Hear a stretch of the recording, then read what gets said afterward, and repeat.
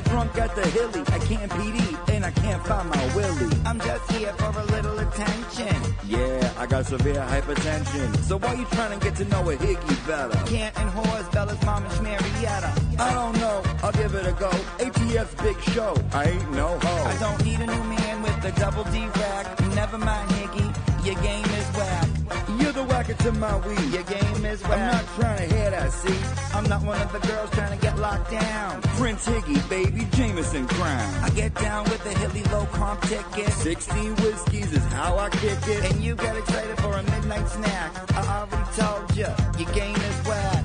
You're the whacker to my weed. Your game is whack. I'm not trying to hear that, see? Your game is whack. You're the whacker to my weed. Your game is whack. I'm not trying to hear that. I like sleeping alone. This won't go all night. A little needy and strange. It's true love at first sight. I'm the real deal. I do what I gotta do. From the rip, my whole heart's for you. Your whole heart is not for me. Not a half, not a quarter, not a claw, not a re. You know what's the problem? You're trouble and you're hot. I'm big, thick neck daddy Higgy. He's not. I got a question, not to be rude. Are you queer? Cause you keep calling me dude.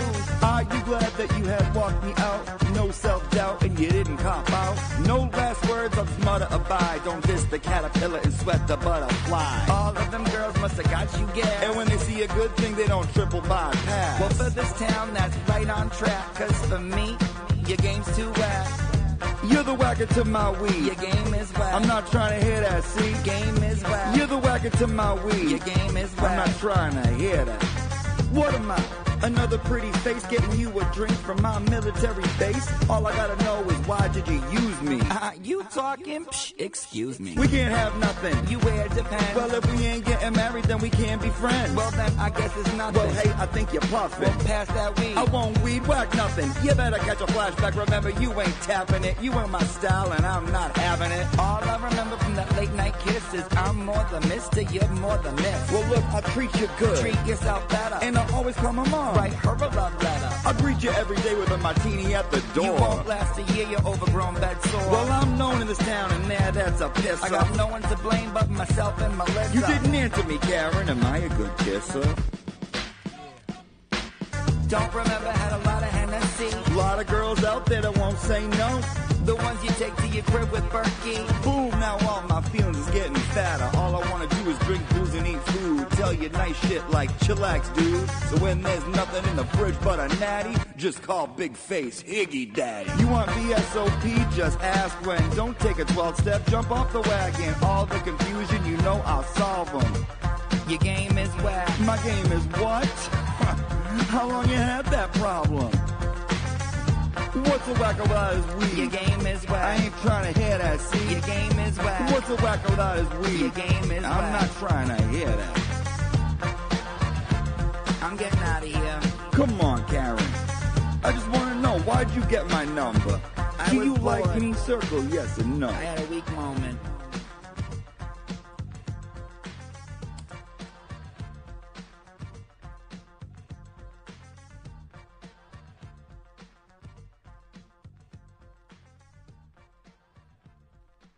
Welcome to the Weekend Live Show.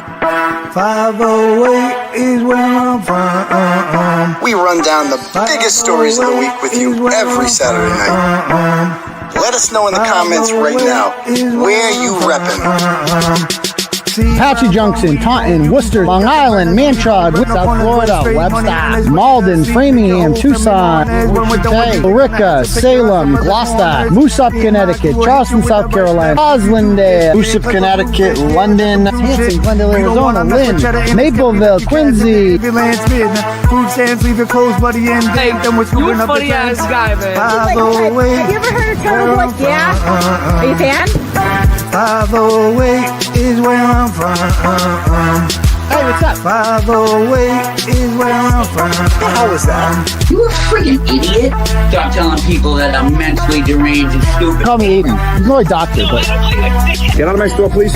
You're a fucking loser. You are a loser. You're not a journalist. You're nobody. You're not turtle hair. Don't make such fun of the criminal justice system. NFL on the house, blog that. Let's get this party started.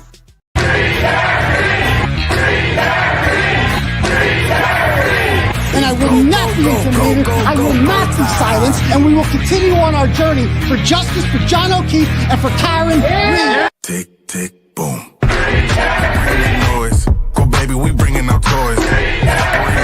Boys, chopper be singing, should be on the voice. Bang, bang, we gon' ride out. Gang, gang, we don't die out. Want it like this, ain't no timeouts. Tell me who really gon' find out.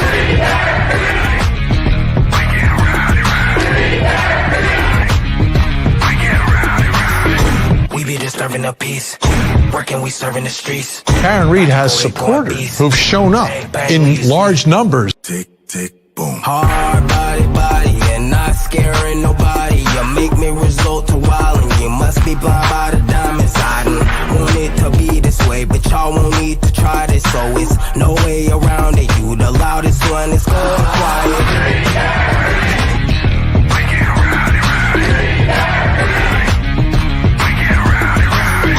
We be disturbing the peace. Working, we serving the streets. About to go ahead, going beast.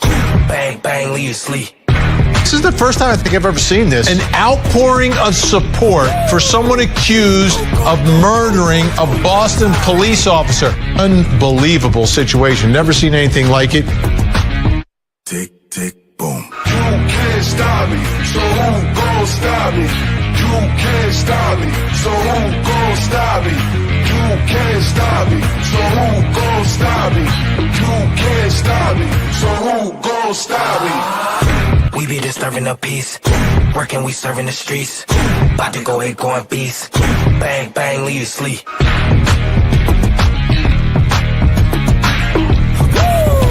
It's go, go, go, go, go, go, go time.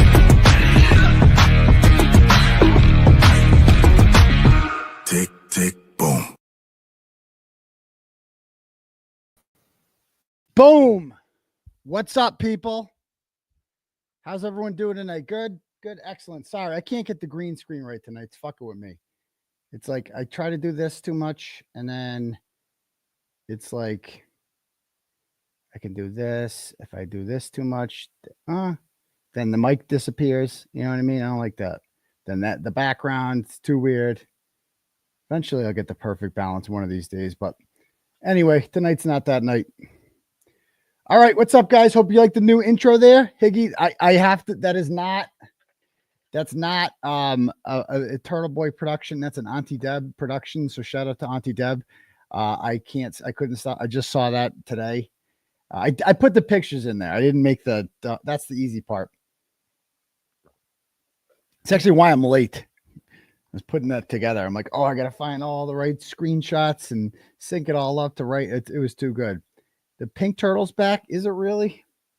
I don't know. We'll find out. But all right, guys. Welcome to the live show, ladies and gentlemen. I am your fearless host. My name is Aidan Kearney. Dude, that shit is going to annoy the fuck out of me. Hold on. No, that can't happen. Can we do this? Can we pull this in a little? Is this causing it? And then we pull this in a little over here. Okay, that didn't do much. Nope. Why don't we do this right here? Turn that up. What about this color? That makes it worse. Nope. Okay. Actually, not bad. What about this one? That does nothing. Huh? No. How about this? Color. No. One more. You know, getting there. You know, I just don't give a fuck. I think I'll go with the, what do I want to sacrifice here? Maybe I can sacrifice this color. Hold on.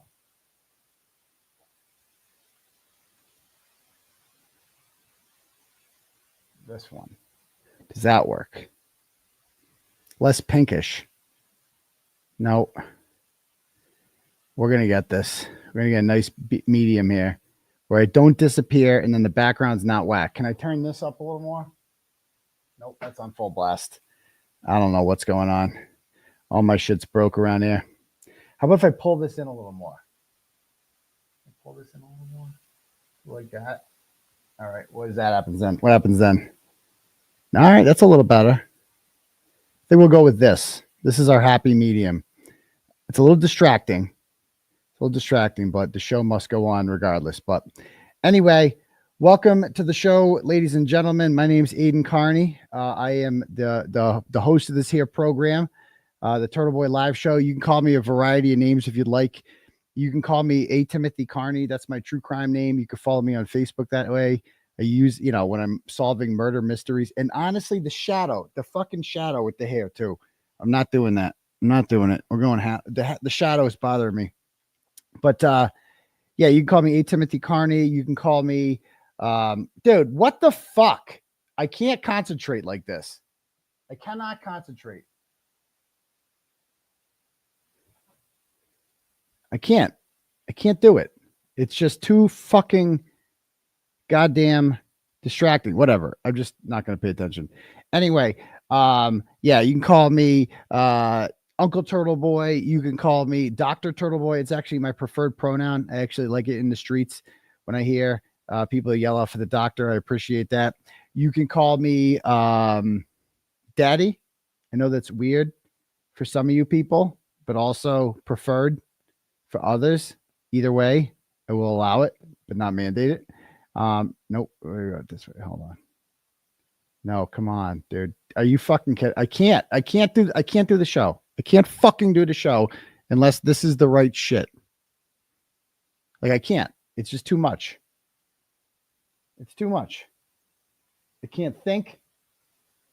I can't concentrate. Can't do anything. Actually, that's not bad. That's not bad. I think that's good enough. Just don't look at the screen. Don't look at the screen. Anyway, welcome to the show. Like I said, we do this every Tuesday and Saturday night, unless the Celtics are on, which they're not anymore. So, one less thing. It's almost like you should check before starting. I know. You guys have to understand. I just spent the last hour and 15 minutes before the show. I'm like, oh, I'm going to get all my timestamps. I'm going to be good. You know what I fucking did? I just made that fucking song, that 4-minute song. So enjoy that fucking song and shove it up your ass. Cause I spent an hour and 15 minutes doing the fucking pictures for that. So don't shut the fuck up about, oh, everything's not perfect. You should plan ahead. You should do this. You should do that. I should do whatever the fuck I want to do. And you should sit there and eat it, swallow that shit. Anyway, because I wanted to switch it up. I'm sorry. I was busy all day doing shit. And then I want to make a little song at the end there. Oh, well. Anyway. All right, cool. I hope it was fucking, I won't make nice things for you guys anymore if you don't want nice things. If I see comments on there talking about, oh, you should have done this beforehand, you should have done that. Yeah, well, then we won't have nice things around here. But anyway, I'm just not going to read the chat. I'll get too aggravated. So yeah, make sure you smash that subscribe button. Are we up to 125,000 subscribers yet? What are we at right now? We are at 124,748. We might get to 125,000 tonight. I see 6,300 people watching right now. I know we can get to, I know at least 252 of you haven't hit the subscribe button. So go ahead, do that for me. And yeah. All right, cool. If anyone wants their messages read out loud to the class tonight, you can click at the link at the top for Turtle Chat. When you do that, you can pay whatever amount of money you want. And, I will read your message out loud to the class that you send me, and we can do it that way. Or you can cash at me $, Uncle Turtleboy, and, we can do it that way. But, all right, cool. What is I forgetting? All right, let's just start off with some turtle chats. Let's read some, because I'm in a pissy mood. Not a pissy mood. I'm just frustrated. You know what I mean? I hate when shit doesn't, like, I'm always the last minute, always figuring shit out, but like, I'm busy. You know what I mean? I don't know what to do. All right, let's start off with some turtle chats. All right, today is May 17th. Okay, we got Ryan here. Our first turtle chat of the evening, and says, let's see. He says, keep fighting, Karen and Aidan. Fire Joe Mazzulla. Mazzulla sucks. I mean, I could coach the Celtics. Just get in there and be like, hey guys, here's the plan. What are we going to do tonight? Oh, we're going to jack up threes. Yeah, just what if they don't go in? Oh, we lose. Oh, okay. Well, what? All right, that doesn't work. What's the plan tomorrow? I was going to jack up some more threes. What the fuck do you think the plan is? That's the plan. So that's the Joe Mazzulla coaching plan right there. Anyway, thank you for that, Ryan. Trisha sends $50 and goes, where has Victoria George been? Love all you do. Free Turtleboy, free Karen Reed, just for John O'Keefe. You know, I haven't asked anyone on the Reed team that. I don't want to bother them. They're in the middle of trial. I don't want to bother them with stupid shit. And quite frankly, it's like, I mean, I'd like to ask that question, but, you know, it's not on my list of things. But it's my understanding she was brought on primarily for the jury consulting. That was her thing because she was a former juror. But, you know, I don't know that for sure. So thank you for the turtle chat. Next up, Jill and Judy send $10 and says, hey, Aidan, can you wish our Army vet dad, Jim McDonald, a happy 92nd birthday? Free Karen Reed and justice for John O'Keefe. Happy birthday, Jim McDonald. We salute you. We support the troops over here. Support the troops. So thank you. I hope you have a good 92nd birthday. Steph sends $10 and goes, the shirt is fire tonight. I need one. Where can I get one? I can't sell these in the store because it's like copyright. So I just make them for myself and I print them. You can make one yourself too if you want. But, you know, it came out a little dark. I don't know. I should have made the picture smaller. I think it's a bit much.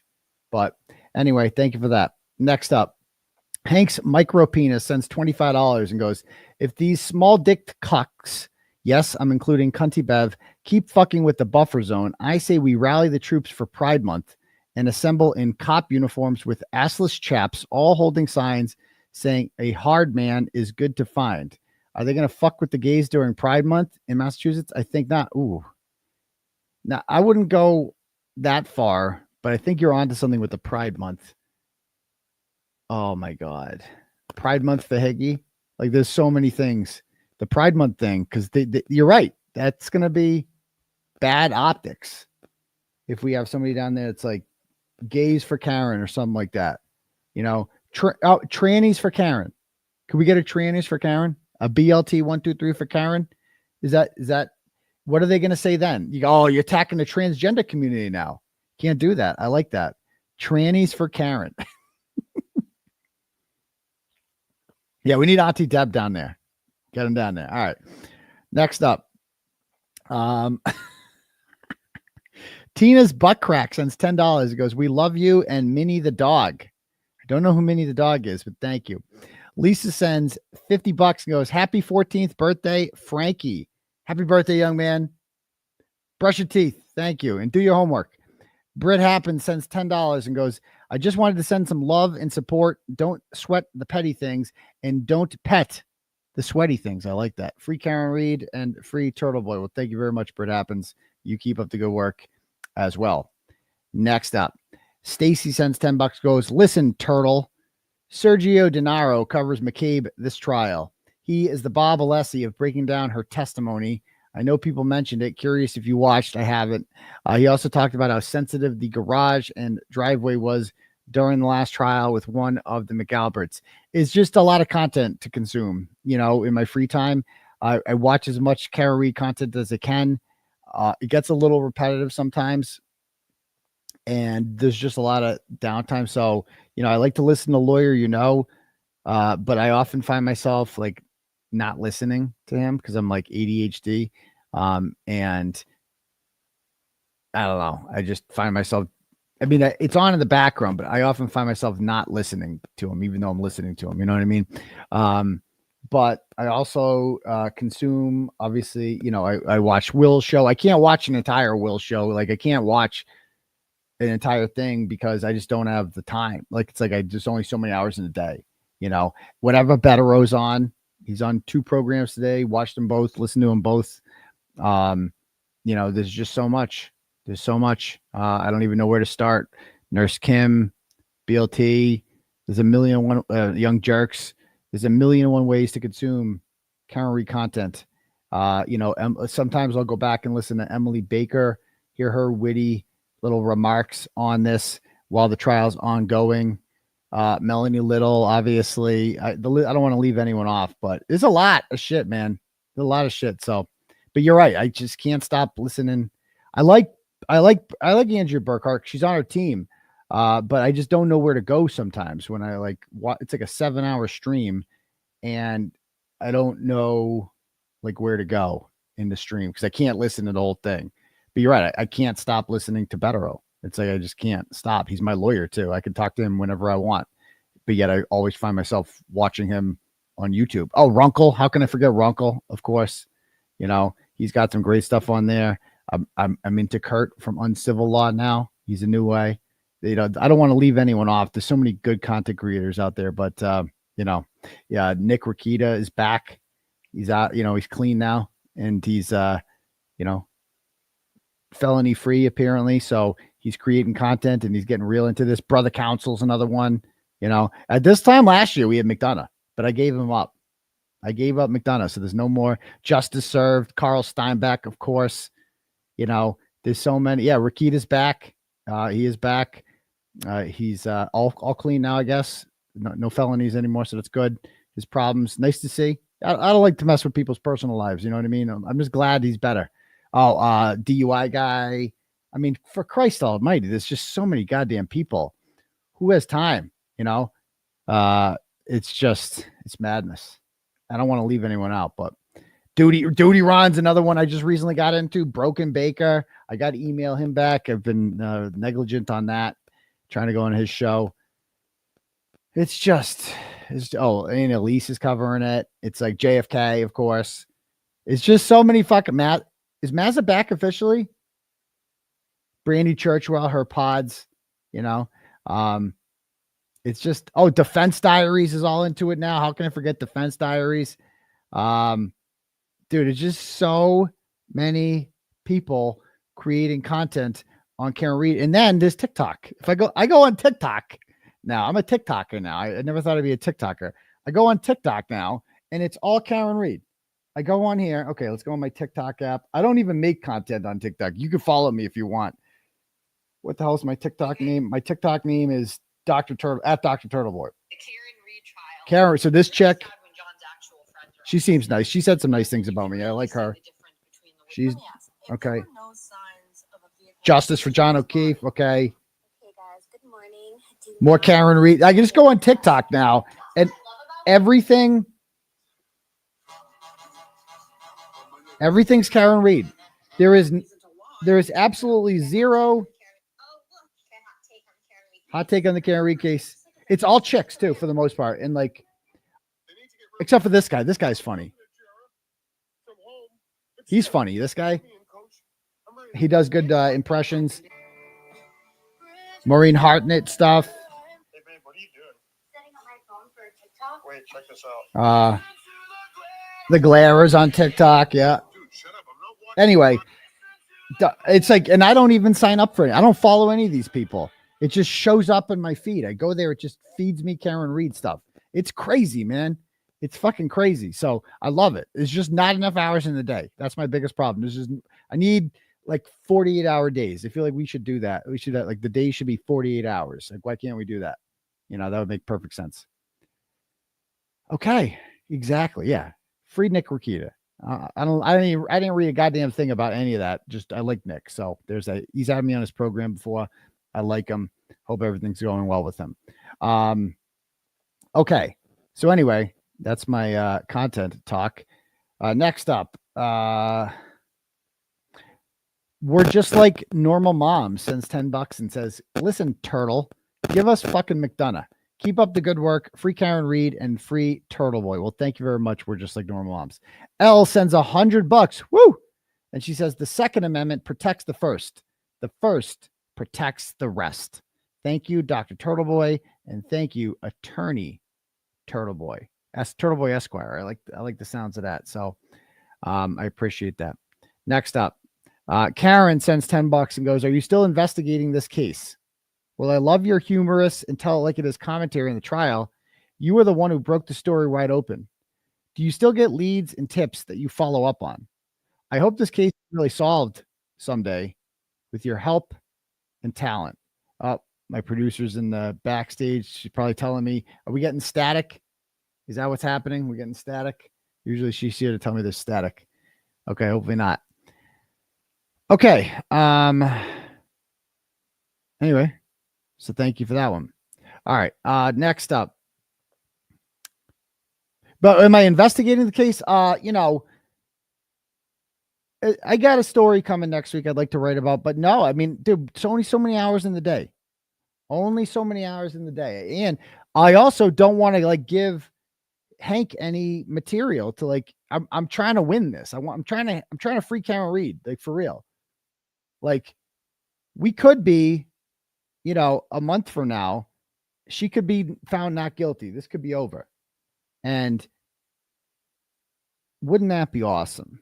How you guys feeling about that, by the way? Are we feeling this? Are we feeling a happy ending with Karen Reed? Let's do a little poll. Let's do a little poll question. Start a poll. Okay. What will the verdict be?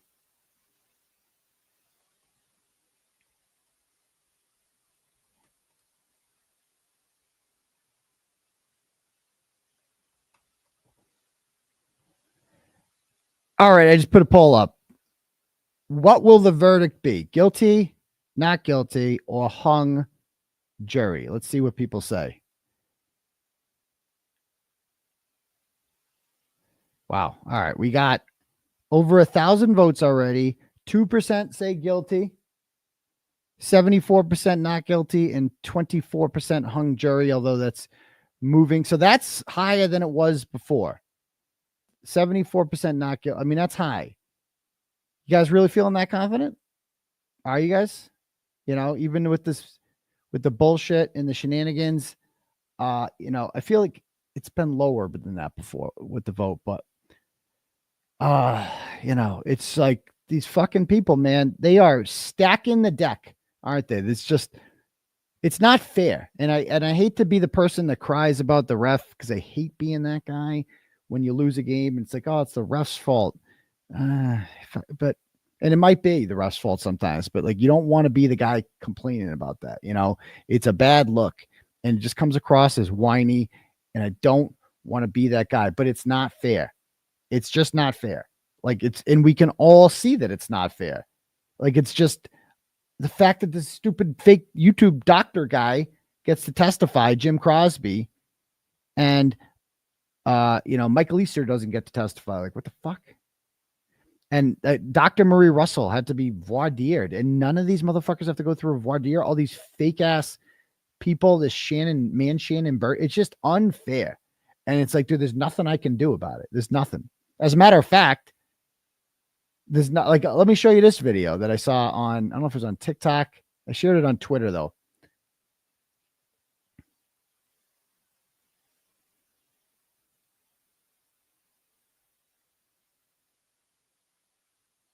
There it is. Check. Trial, and that is that the people of Massachusetts are so, I had a realization about the Karen Reed trial, and that is that the people of Massachusetts are so desensitized to corruption. Like, I live in Boston, and I've been trying to figure out why people here aren't more up in arms about this, as I feel like they should be. Like, the joke of the investigation, the joke of the trial, like they're spitting in everyone's faces. But everyone here is very passive about it. Like, they're just kind of like, oh yeah, she's getting framed, that sucks. What? But then I see people comment on people's TikToks from around the world, and they're like, what the fuck is going on in Massachusetts? Like, are you guys okay? But people here, like, no one's that surprised, if that makes sense, which is, it's fucked up, but it's true. I don't think it's true at all, actually.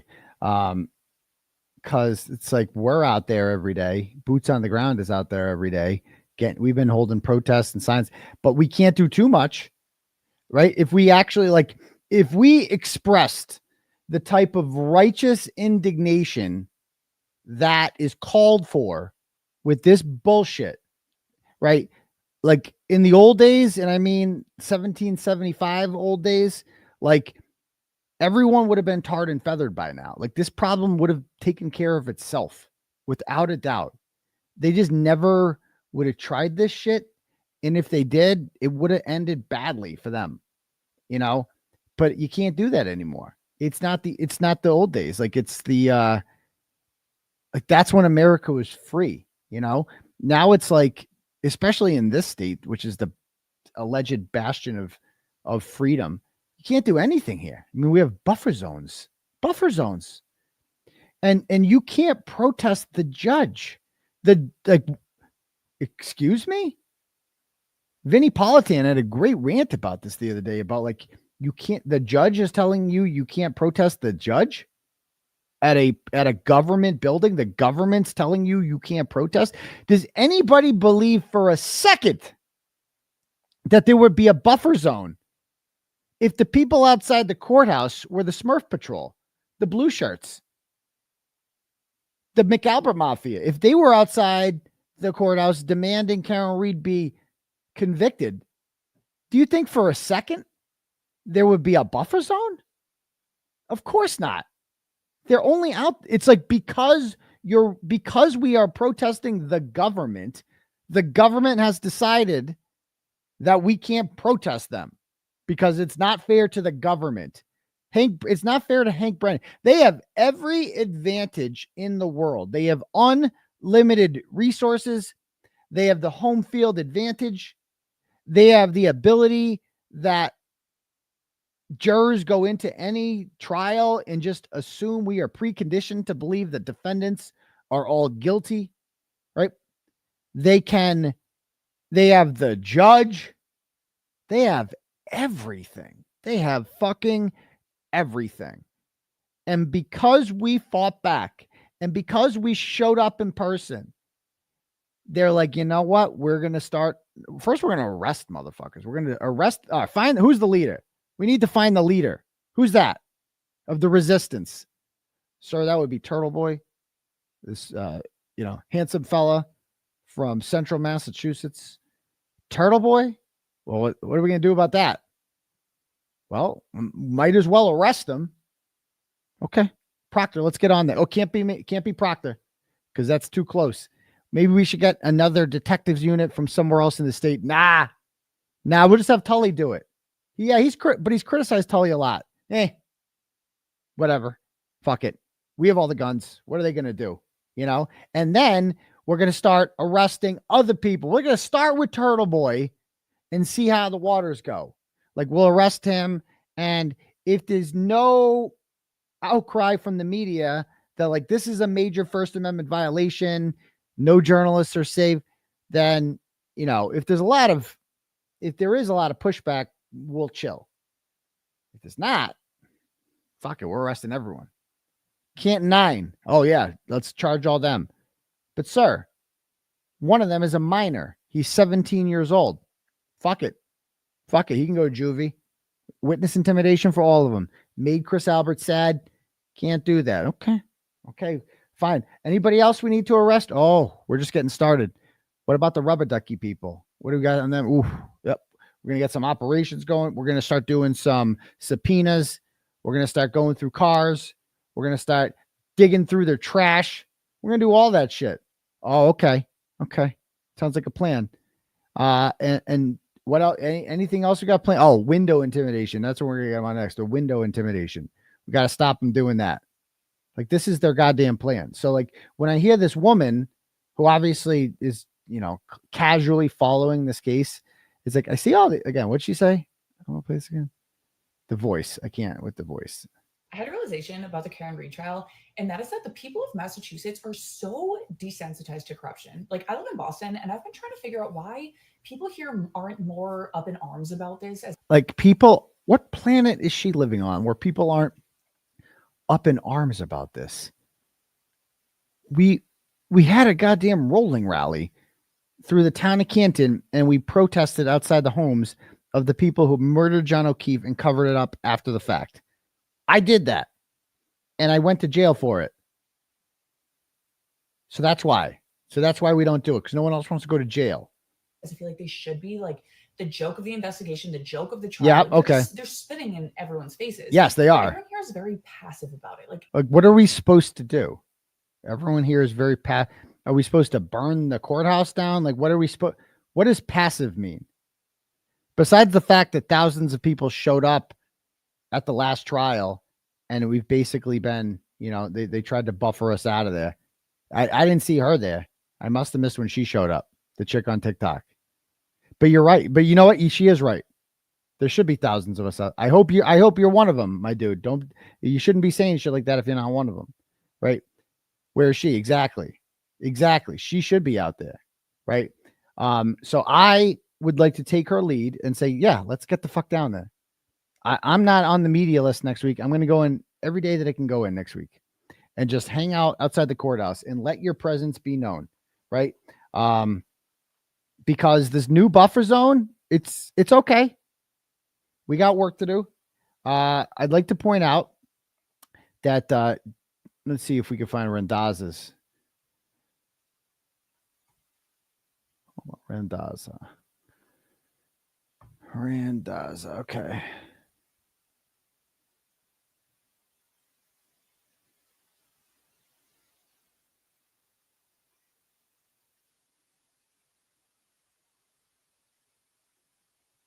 All right, let me show you this.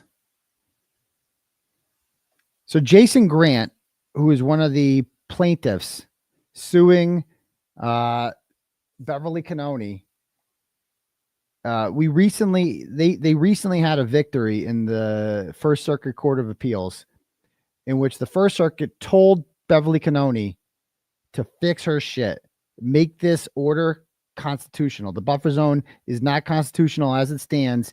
As long as people aren't loudly protesting or disrupting the trial or interfering with witnesses, there's no issue. You're allowed. They think Hardman thinks that like we're not allowed to just walk around down there, and that's just not the way it goes. Okay. And so we had it fixed that says anybody who has an issue gets to see a superior court judge right then and there. You can demand to see a superior court judge if there's any issue, but you should be able to walk through there with free Karen Reed shit on, period. I'm sorry. That's not interfering with anything. If no one in the trial can see it, then you're not interfering with it. Go in front of a judge, have them figure that shit out right away.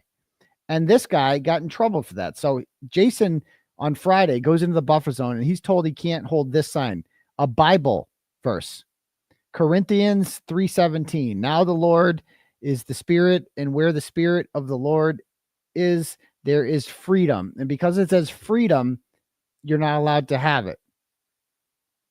So this is now, they are now fucking with freedom of religion too. That's why we need the gays down there and the trannies.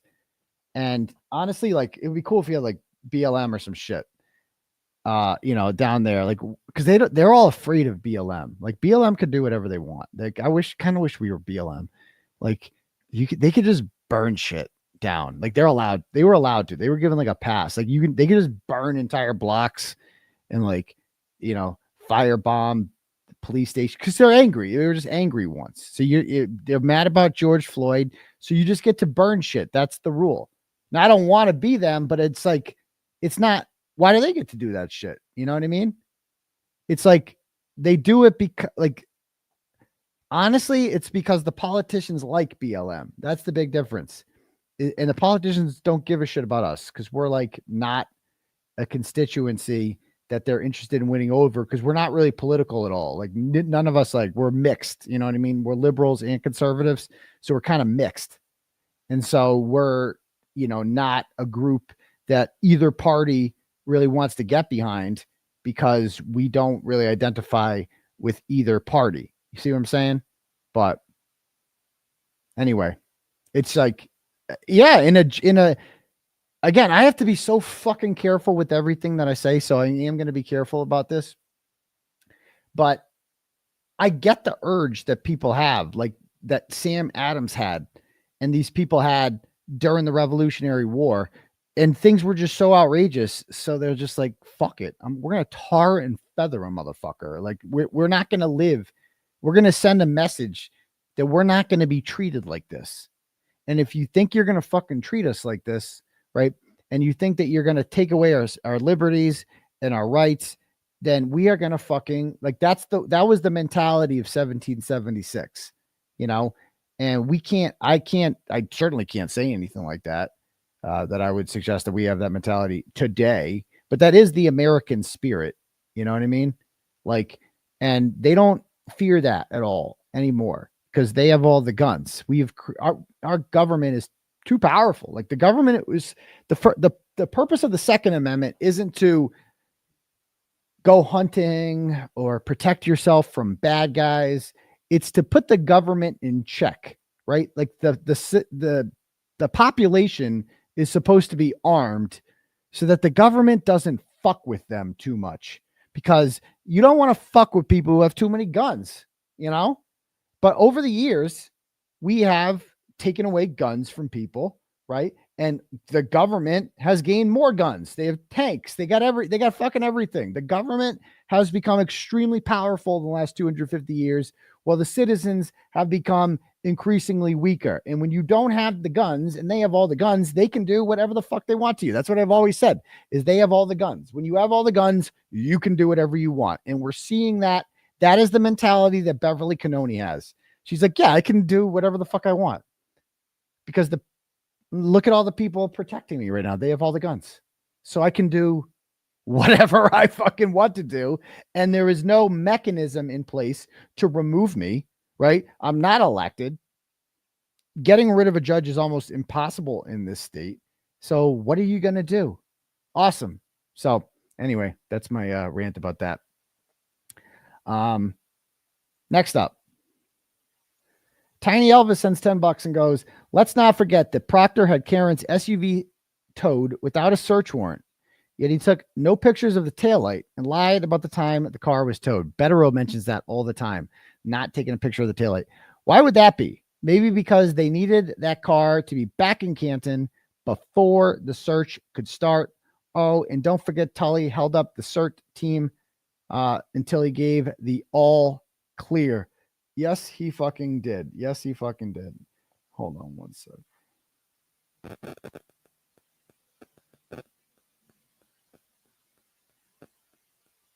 Hold on one sec.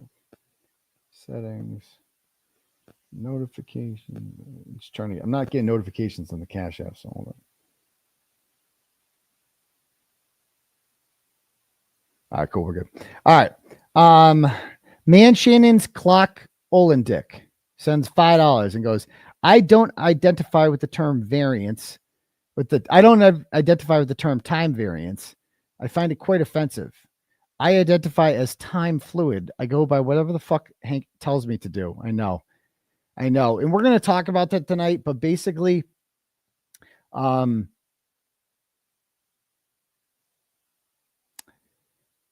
is such,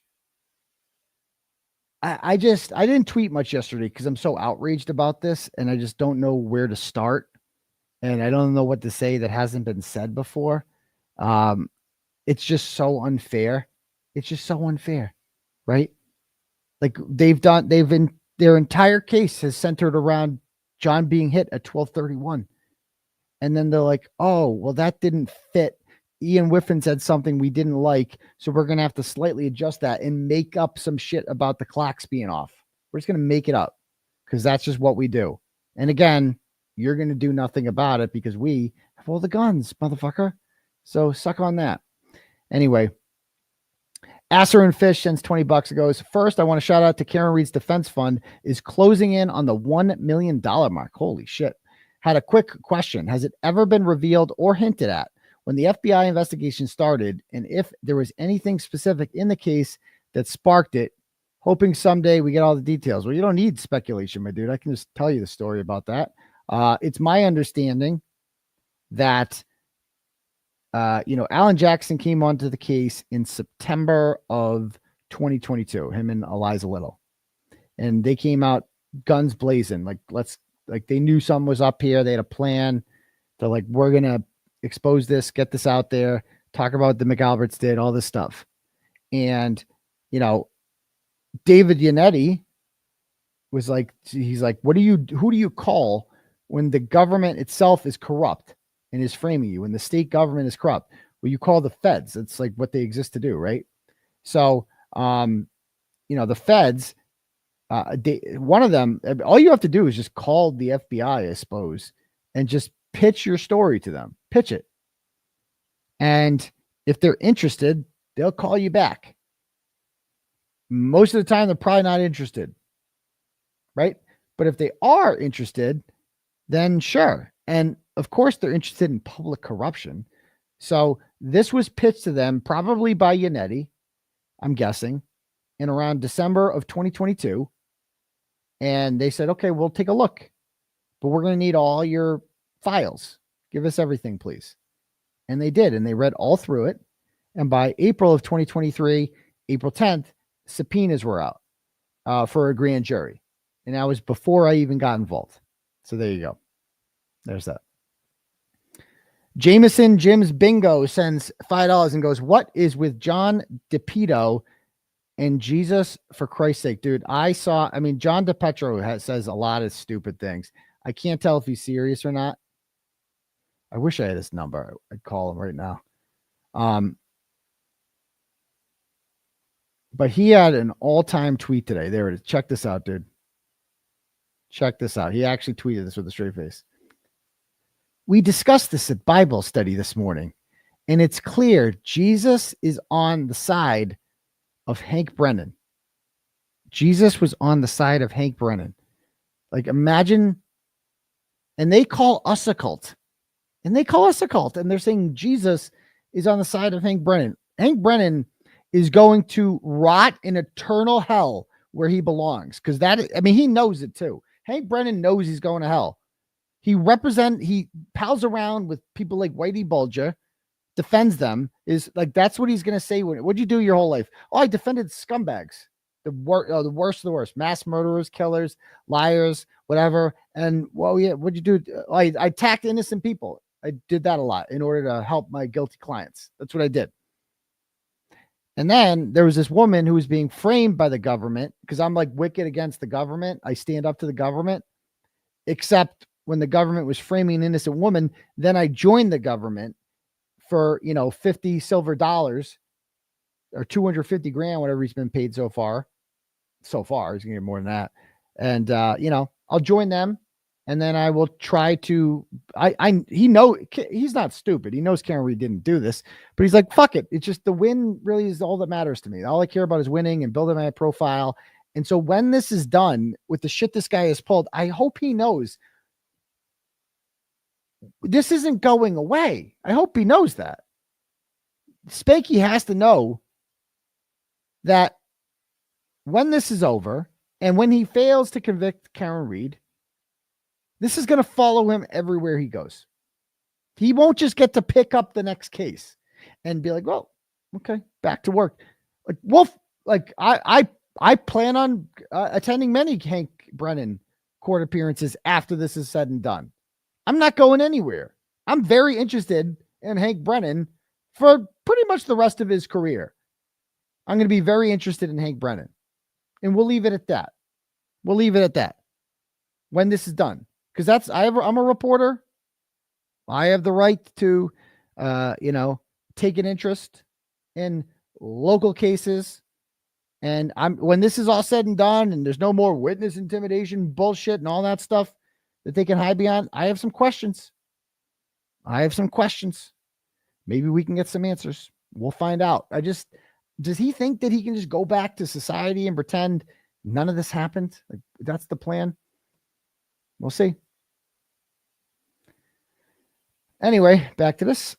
Oh, yeah. So anyway, this guy. So he goes on and says,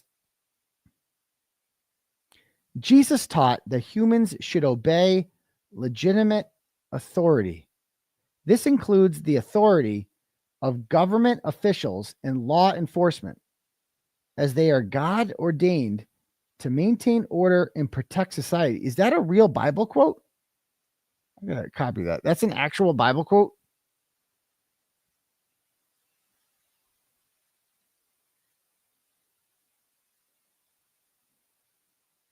Yes, AI says that is a correct summary of Romans 13, whatever.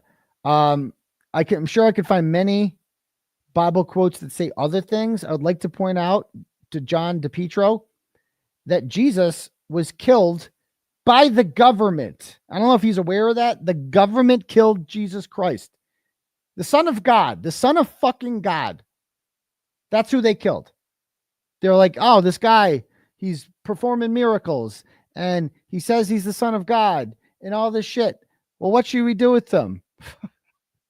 Kill that motherfucker, obviously. Well, first, can you get him to stop?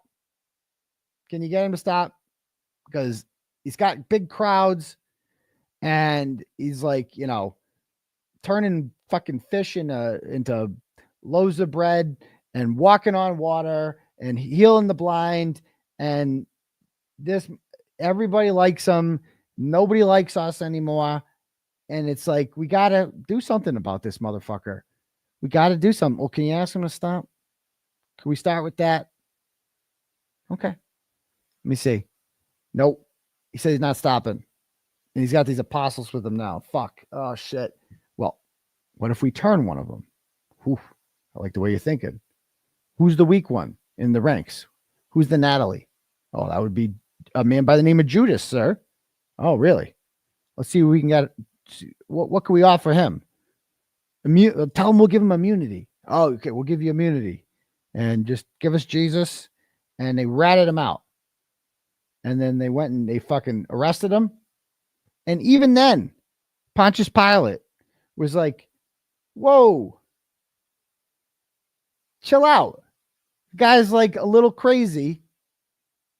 He's fucking seems pretty harmless to me. Why should I fucking why should I kill this motherfucker?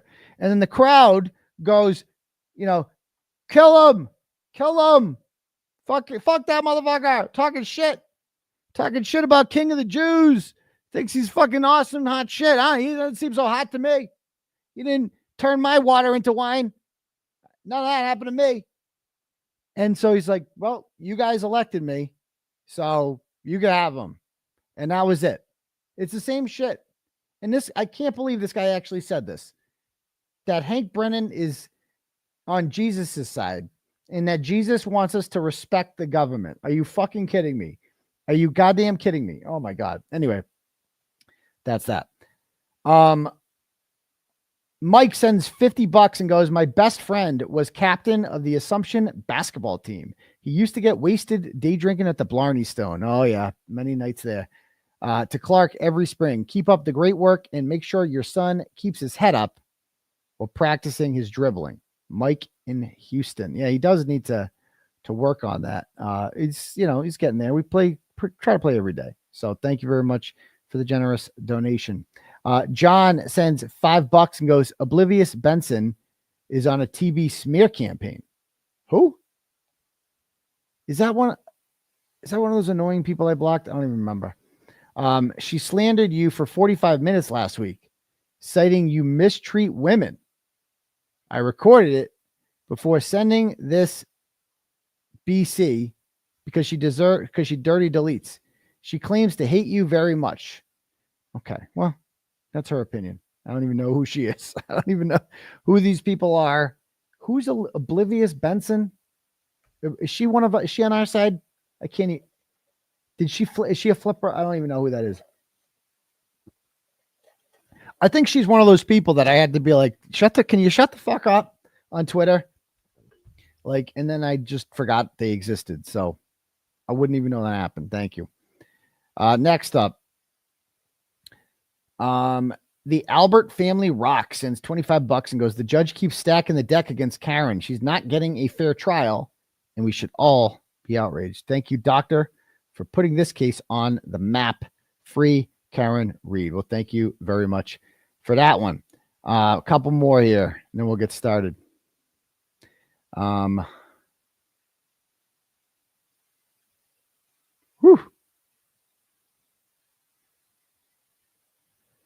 Janie sends $25 and goes, thank you for beginning this journey. Look what it has produced. People from all over the world are watching and supporting Karen thanks to your initial investigation into this corruption, which seems to get deeper and deeper. Well, thank you very much. And this is much bigger than it's not as entertaining as the first trial because there's no Colin Albert, no Higgins yet, no Brian Albert yet, no Proctor yet.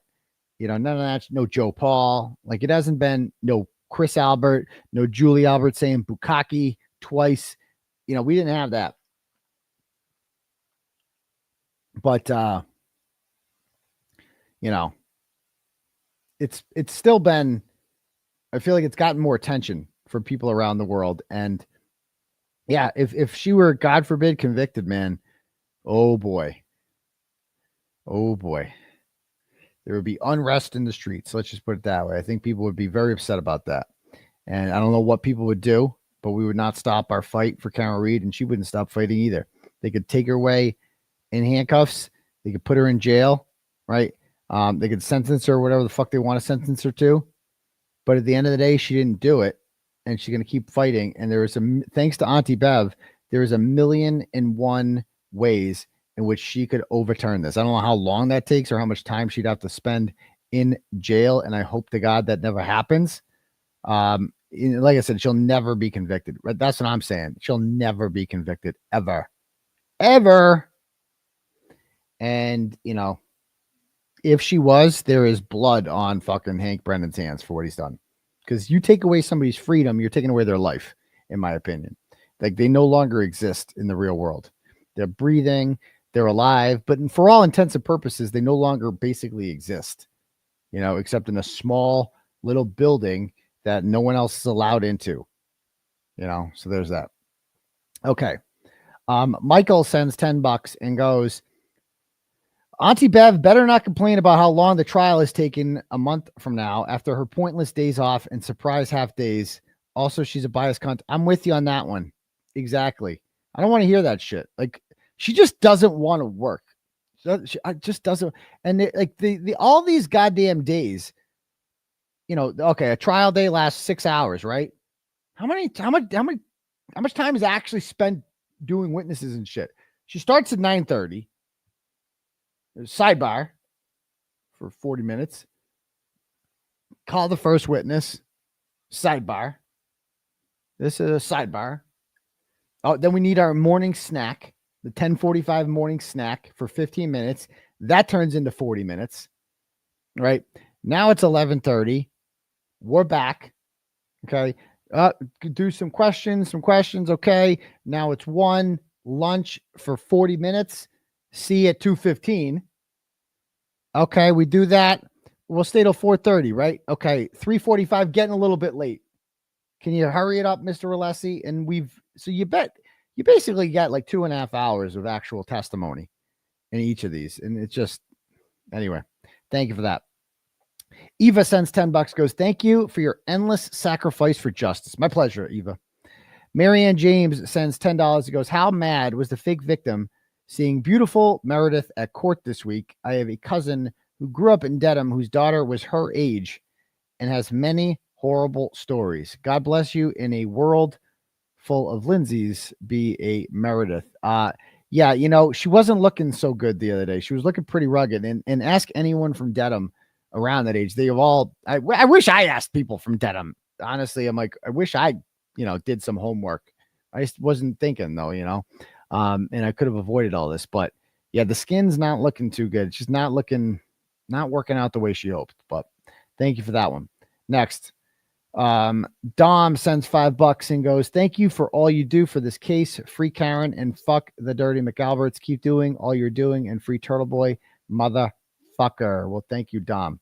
Sandra sends $10, goes, hi, Aidan. Thanks for all you do. Please give a shout out to my dad, Jerry, who's watching me with me right now. Free Karen Reed and free Turtleboy. What's up, Jer? How you doing? Shout out, my dude. Have a good one. JD sends $11 and goes, greeting, Daddy. I may be misremembering, but was there a time when someone expressed excitement that Proctor had been assigned to the case and mentioned wanting to send him a gift to him or his family? Yeah, Julie Albert is her name. I don't recall all the details. I was wondering if that might come up during this trial. I hope so. Yeah, that's one thing that hasn't come up. That's why you got to call Proctor. Next up, Derek sends $5 and goes, Hank Brennan's case is like a bad porno. No plot, no build-up. Why do pornos need a plot or a build-up? And everyone's getting screwed for the wrong reasons. Free Karen Reed from Kansas. Well, thank you, Derek. Nicole sends $5 and says, no better way to spend my kid-free weekend while kids are with their daddy. I get to watch with my Dr. Daddy. What's up with your motion to dismiss? It's ridiculous. It's taking this long. Free Karen Reed and free Turtleboy. Yeah, it's been, 10. We were told 10 to 14 days. It's been 17 days. So that's no longer in between 10 and 14. So hopefully this week we'll find out. I mean, it's like, hopefully, if he doesn't dismiss some of these at this point, it's like, the fuck took him so long, if you're going to deny the motion to dismiss, then deny it, So I hope he's doing the right thing in ending this fucking bullshit. So thank you. Sarah sends $5 and goes, am I turtly enough for the Turtle Club? Did you see the latest Vinny experiment driving the route and the Apple Health data? Yes, I did. I did see that. Did he do the Apple Health data too? I didn't. I saw the one where they drove by the house. I did the Apple Health data too. Vinny knows.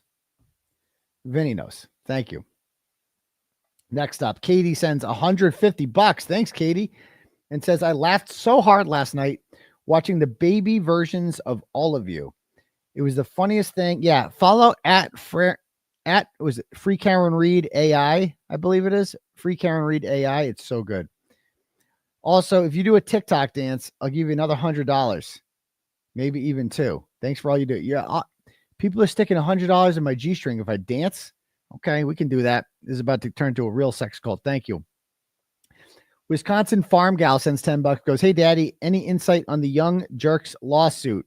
That's unrelated to the Karen Reed case, but Mike is getting sued by some douchebag over First Amendment shit. So you'd have to ask him more. He knows more of the details than I do, but I'm sure he could tell you all about it. But it sounds like complete bullshit. So free Mike Crawford. Thank you very much. Next up, the Turtle sends $10. Goes, why the fuck is Judge Bev not gravely concerned that the Commonwealth are changing their stance mid-trial? I know. I get it. The cards are stacked against Karen, but how are these fucking people willing to go? How far are they willing to go? Thanks for being a great reporter, dude. We could put together a list of everything she's done that's inconsistent, unfair, ridiculous. I mean, the list just goes on and on and on. And yeah, it's just absurd.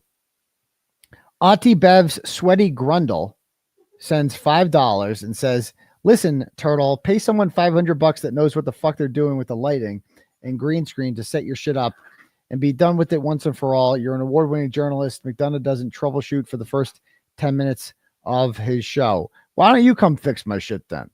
Come fix it. If anybody wants to come to my house and fix this shit, you're more than willing to. So haven't had any offers yet. Thank you.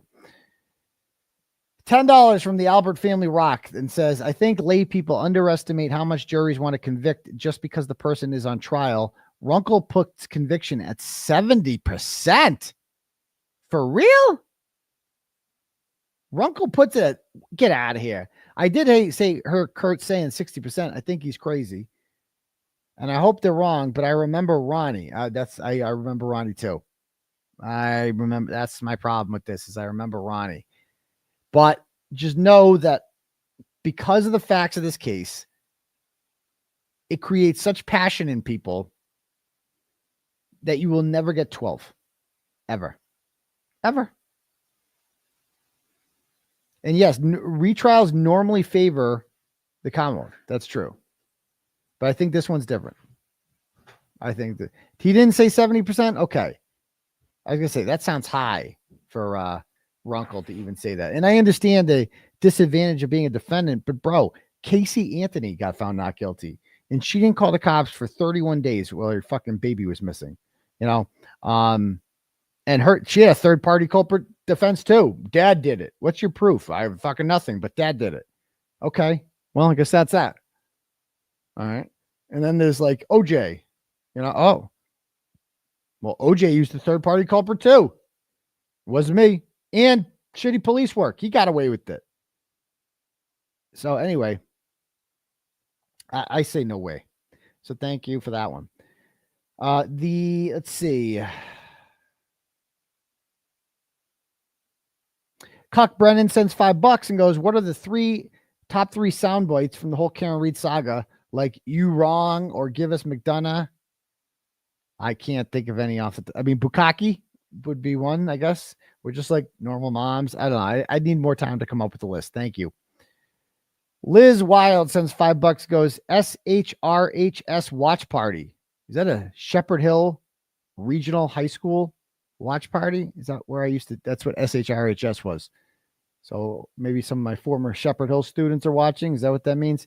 Free Karen Reed, justice for John O'Keefe, fuck John DePetro, fuck Baghdad Bob, and fuck her right in the pussy. Thanks, Liz. Winston sends $25 and says, with all the attention on this case, at what point do you think the Mass Attorney General or Governor are forced to look into this? Oh, I know the answer to that. Never. They're never going to look into it because they suck. There's that. Alex sends $5, goes, please send me an email. I have the number. I don't know what the fuck that means. Okay. Boston Brandy sends $100 and says, on behalf of people who still value respect, thank you. Well, thank you, Boston Brandy. I appreciate that very much. Boots on the ground out there every day. Boston Brandy's doing a great job out there. Thank you very much. The grand opening of Jessica Hyde's Denny's, okay, sends $10. He goes, Dr. Turtleboy, would you consider doing an award show for the best troll of the Karen retrials? Could be a fundraiser for the defense fund. I nominate DePetro, Bukaki, Trooper Paul as options, but there's countless more to consider. Free Karen Reed, free Turtleboy, give him McDonough already. Yeah, we'll see. We'll see. Thank you very much. All right, next up. Okay. Oh, somebody sent me a number that might be DePetro's. Should I call it? I'm going to call DePetro. Somebody sent it to me. I have to call DePetro. I'm calling him right now.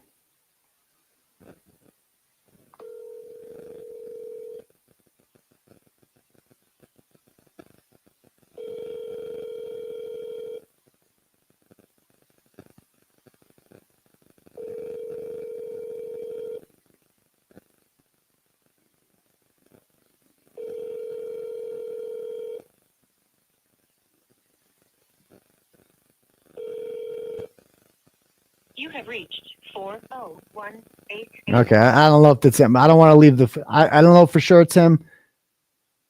So I don't want to leave a voicemail if I don't know for sure it's him. So we'll leave it at that. Okay. Next up. Okay, that's it. Let me just read some Cash Apps and we'll get started. All right. Cash Apps. We have Christy sends $5 and says, hey, Tootsie, what does Alessi smell like? Cologne? Victory mostly. I don't really know. Do men still wear cologne? I don't think that was a thing.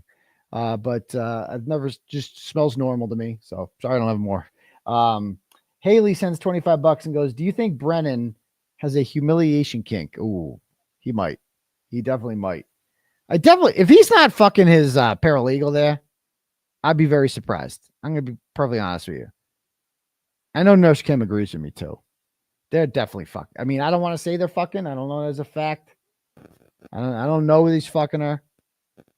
But she just seems like, he could. Let's just put, I have full confidence he could be fucking her.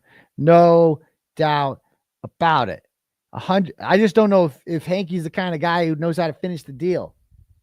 You know, he could be a Higgy. He has Higgy game. I don't know. But he could. I have no, like the way she looks at him, she's a dirty little girl, I think. I don't even know her name. I just call her Spanky's paralegal. And she's not bad looking. I mean, she's spicy looking, I guess. But, you know, you could just tell, you know, when you see a bad girl, you're like, oh, that's a bad girl right there. She's a bad girl. And I could tell just by looking at her, oh, she would definitely fuck him in 5 seconds. I'm just saying. And Nurse Kim agrees. So there's that. Thank you, Ely. Montino sends $5 and goes, you should do a poll of viewer age range. Should I? I don't know. Maybe we'll do that a little. Thank you, Montino. Gwendolyn sends $25 and goes, I'm so thankful you broke this story. Free Karen Reed. Well, thank you, Gwendolyn. Callie sends $5, goes, Brennan is a crybaby bitch. No lies detected. Marcy sends $25, goes, nobody wants a defense attorney whose boyfriend is the DA. Okay. Steven sends $10 and goes, I watched Rakita Law. He had Randazza on Thursday. I watched that. That was excellent. Thank you. D Blixie sends $5 and says, 5, read my dono. Okay, thanks. Leah sends $10. He goes, Wayne Dennison is the man. Krowski sucks. Free Karen Reed and free Turtleboy. I sent Wayne Dennison an email. So if you listen to Wayne Dennison, I'd love to have you on. You seem like a really sharp guy.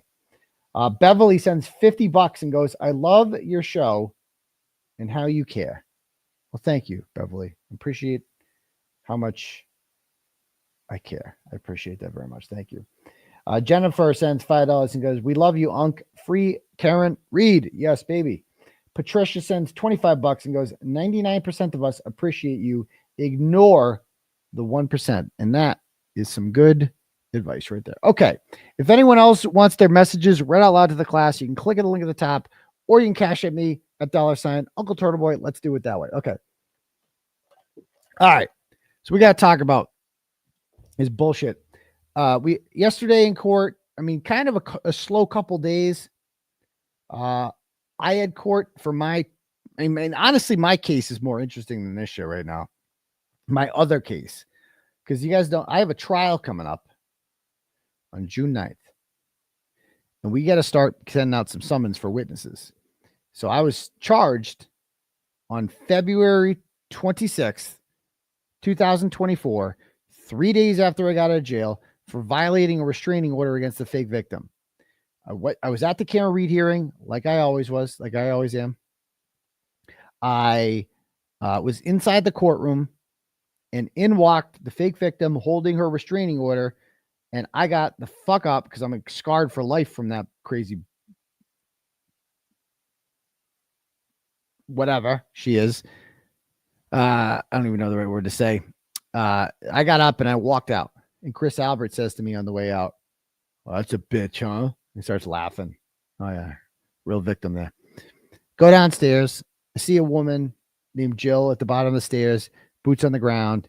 And she's like, I saw Lindsay standing at the door with Jennifer McCabe of the courthouse saying that Jennifer McCabe told Lindsay to tell the court officer that you're a member of the O'Keefe family. So she coaching her to lie and say just to kick him out, because she has no business being there. And what we want to know is who set this up. The fake victim does not know the McAlberts. That had an introduction had to have taken place. And this was obviously by design. The fact that they walked in together and she had a restraining order in hand. They all knew I was going to be there. And I did what I needed to do. I left. And I then went across the street. All right. Let me show you guys this video. So he entered this into evidence. So we got some discovery the other day, including this video. Well, I'll show you right here. And I'm never chewing gum again because I'm annoyed just listening to myself in this video. But so I immediately leave and I start filming it. Okay. I walk out of the courthouse and I'm like, for my own safety, I'm going to film here. And I went right up to a Dedham cop and I told him there's a woman in there with the restraining order against me. Where should I go? What should I do?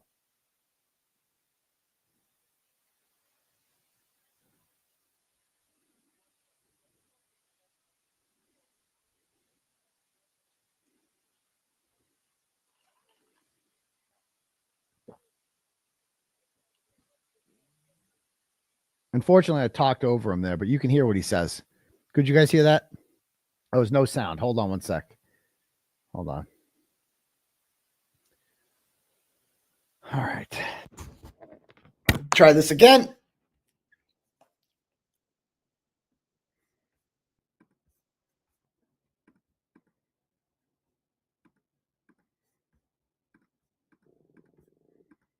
I know you can't hear the video. I'll play it again. Oh, there we go. There's a face.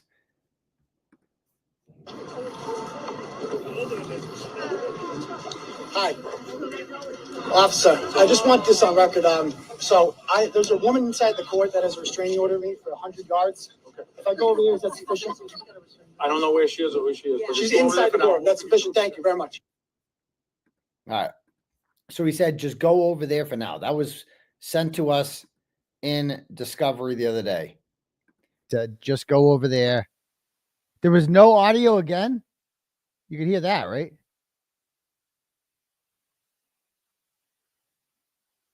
Yeah. So he goes, just go over there for now. So I go over there. He points to the Registry of Deeds. Because I'm thinking in my head, I'm like, I don't know where is safe. I'm freaking the fuck out. because this woman gives me PTSD. I just spent 60 days in jail because of this crazy fucking broad who the last time I saw her, let's not forget what she did. She woke her fucking kids up in the middle of the night and threatened to crash into a fucking tree or some shit and drive to my house and abort our fake baby Clay in my real driveway. Okay. And then she lied and said I assaulted her and I went to jail for 60 days. So I'm like all fucked up from even being around this person. Right. And then she shows up and I'm like triggered. I'm like, fucking shit. This broad scares the shit out of me. She's dangerous, man. Dangerous. And I can't be anywhere near her.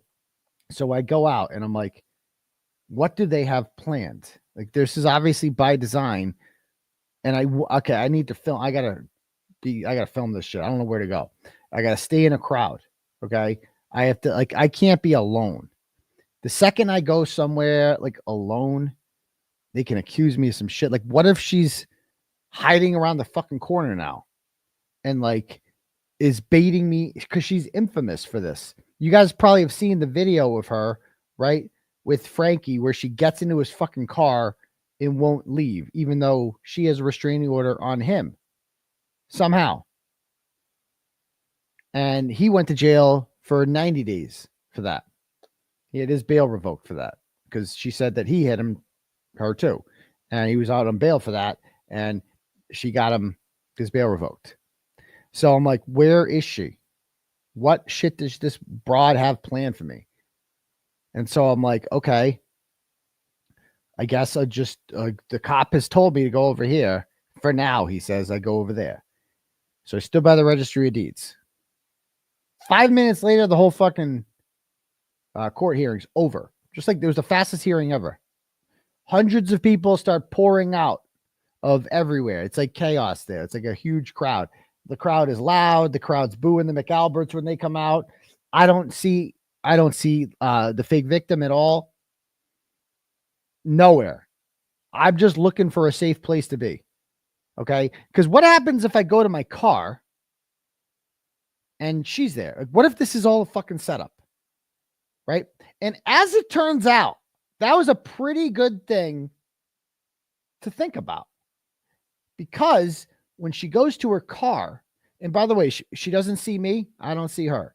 She goes with the McAlberts to her car and she calls the police. She doesn't call the police. She has a friend, a member of the McAlberts, calls the police for her and says, Lindsay Catani's car has been scratched up. It has been, vandalized. And we believe she has a restraining order against Aidan Kearney, Turtleboy. And we believe he is responsible for this. And I'm like, what? Like that's obviously I had nothing to do with that.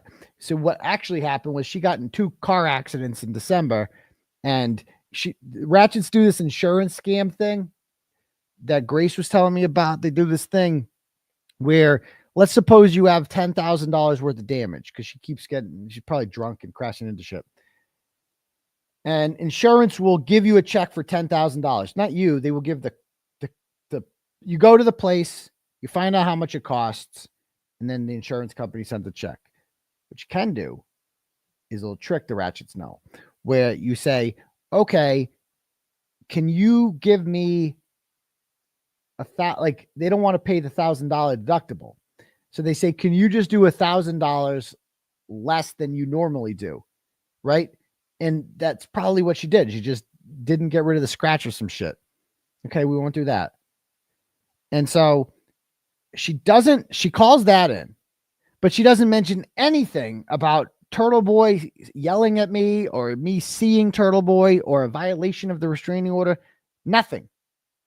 It says in the report by Officer Matthew Kozak that she left, and that was the end of that. And she said, so she gets out of there. 5 hours later, she calls the police and says, Turtleboy was yelling, liar, liar at me. And he came within 100 yards. And then she starts posting pictures of me online of standing by the registry of deeds behind some bushes and shit. I'm like hiding. because I don't want to be anywhere near her. I don't even want to, like, I'm like, feel unsafe. I'm hiding behind a fucking bush. And so anyway, I'm like, I've been out of jail for 3 days. I'm already charged with a crime. She brings this to the Dedham Police Department, and Officer Michael Power, for some reason, is like, yeah, that seems like a violation of the restraining order because he's within 100 yards. Without me knowing, without talking to me, nothing. This violates me. And so I'm like, okay, you know, I'm like, I almost had my bail revoked over that. Luckily they didn't because I wasn't dangerous, but we filed a motion to dismiss. It was denied, and we still have to deal with this.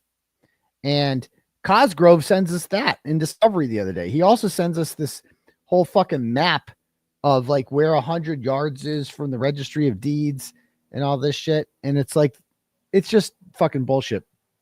Anyway, we have like 10 tapes and affidavits of people saying that Aidan was not yelling a fucking thing, that Aidan felt unsafe, you know, that all this shit. And we still have to go to trial over this. And so Cosgrove's actually bringing me to trial over this on June 9th. And I'm going to have 2 cops testifying for us. Kozak, who took the report, who she's now calling a liar. Kozak testified that, I'll show you this video. You might have seen this video.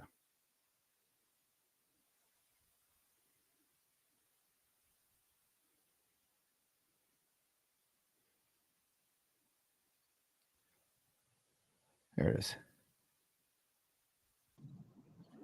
Up the street.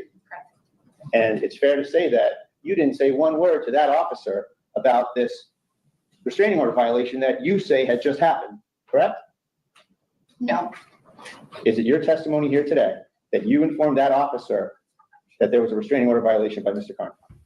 Yes or no? Can you repeat the question, please? Are you saying that you told that officer that there was a restraining order violation by Mr. Kearney? About the yelling or about seeing him? About whatever you think the restraining order violation was. Yes. So it's your testimony that you told that officer? Yes. And did she say anything to you about Mr. Kearney violating the order she mentioned just prior to that? No. Did she say anything about him taunting her or calling her a liar? No, I remember. No. And if you did remember, that's something that's so important that you would have either arrested the gentleman if he was around or certainly referred it in your report, right? Correct. And there's nothing to that effect anyway, right? Thank you very much. Nothing further. So that's one of our key witnesses, right? So like the cop, Matt Kozak, that took the report, he's like, she didn't say anything about him violating the order. She just said that her car was scratched up. And then she's like, oh, I told him. So she's going to have to call a cop a liar. And I guess Cosgrove is too. Like, imagine going forward with this if you're Cosgrove. Like, why not just drop this? Like, what are you doing? Anyway, it goes on. That day, you've seen the police report, right? Has nothing in there whatsoever about any restraining order violation that happened not 15 minutes earlier, does it? No, it doesn't. Have you contacted the policeman to correct that? No. Did you do anything or take any steps to correct this egregious mistake in the officer's police report? Objection. Isn't it true that this was not reported to that police officer because it never happened? No, it's not true. Isn't it true that you looked at video later on and you saw for the first time that Mr. Kearney was across the street and you concocted this whole thing, didn't you? No. And isn't it true that when it was brought to your attention that there was video that showed that you didn't even look over in Mr. Kearney's direction, that you backed off your initial statement to the police? Objection. You say Mr. Kearney was saying liar, liar up the street.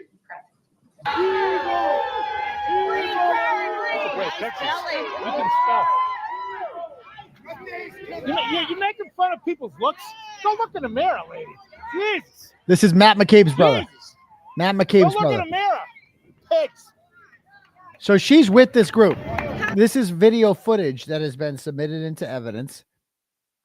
And you don't hear me yell anything because I don't say anything. What's coming? Keep saying tick, tick, tick, tock. You're so fucking retarded. He's coming. For Karen.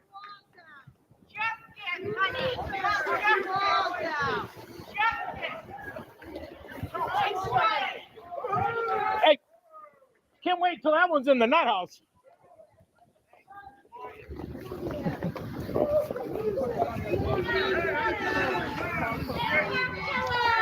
So this is like, I'm over in the grassy knoll here somewhere. Apparently she's with this group. I had no idea. I'm like trying to hide. Do you see me?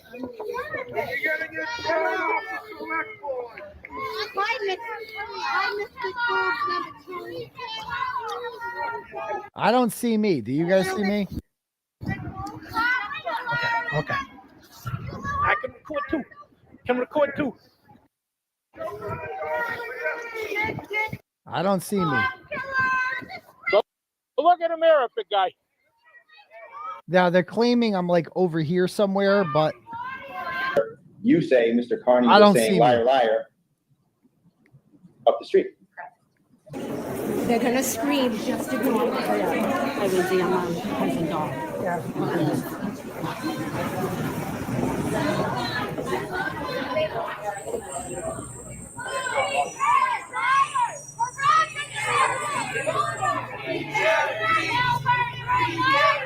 Fucking retarded.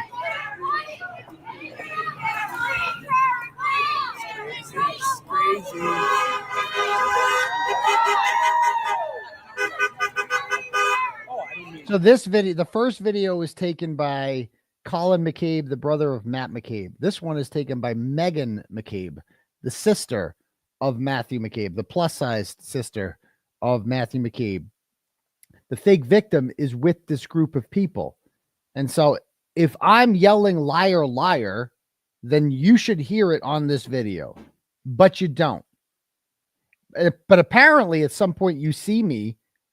Again, you see me over there across the street. When they first come out, I'm like, right.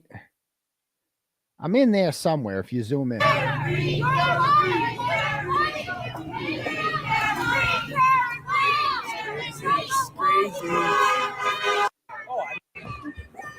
I think they need more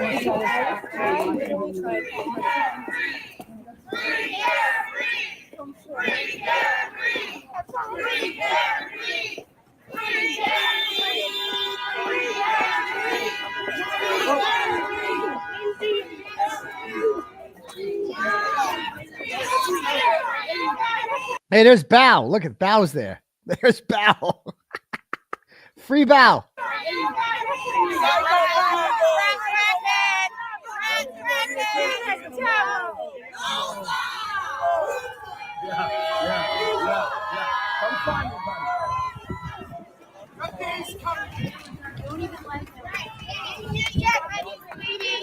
You like to see me on the street? You fools.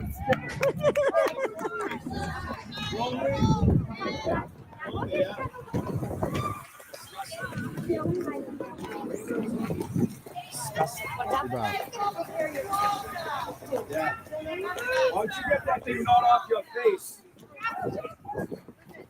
Thanks, Sean. Thanks. I know. Google that. Put that on your campaign. Again, after we crossed the street, I heard his voice yell liar. Do you hear me? Is anyone hear me yelling liar? Sad. Yeah, and there she is right there. Again, if I'm yelling liar, you should hear it. You're a bitch. You're a bitch.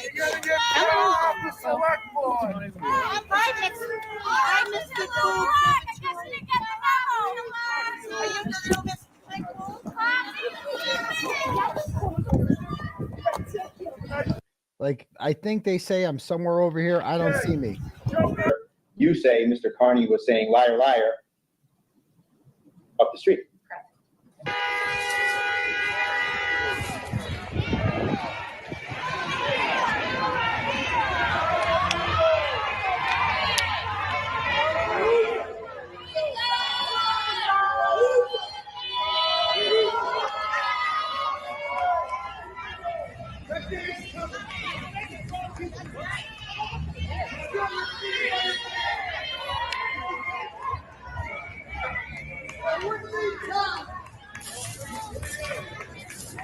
Our group was exiting the courthouse, walking down the steps of the Superior Court, facing the registry of deeds. As we were walking down, We take a right to the ramp, to go down the ramp, and I noticed Mr. Kearney standing on the steps of the registry of deeds across the street. They're gonna scream just to go. So she says she noticed me across the street standing on the top of the registry of deeds. Tell me if you noticed me come. Like you're gonna about to see what you would see, what everyone would see. Does anyone notice me coming out of here? I will see your mom has a dog. Yeah.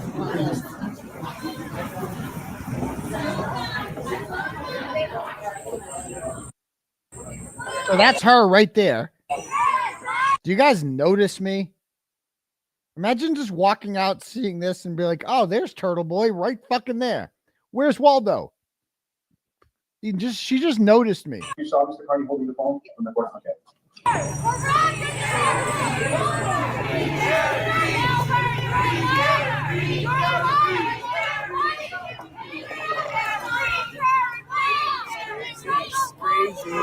I believe I heard him yelling liar. Did you see him saying that? No. Yeah. So that's what I have to go to court for. They're actually bringing this. It is day. They are actually bringing this to trial.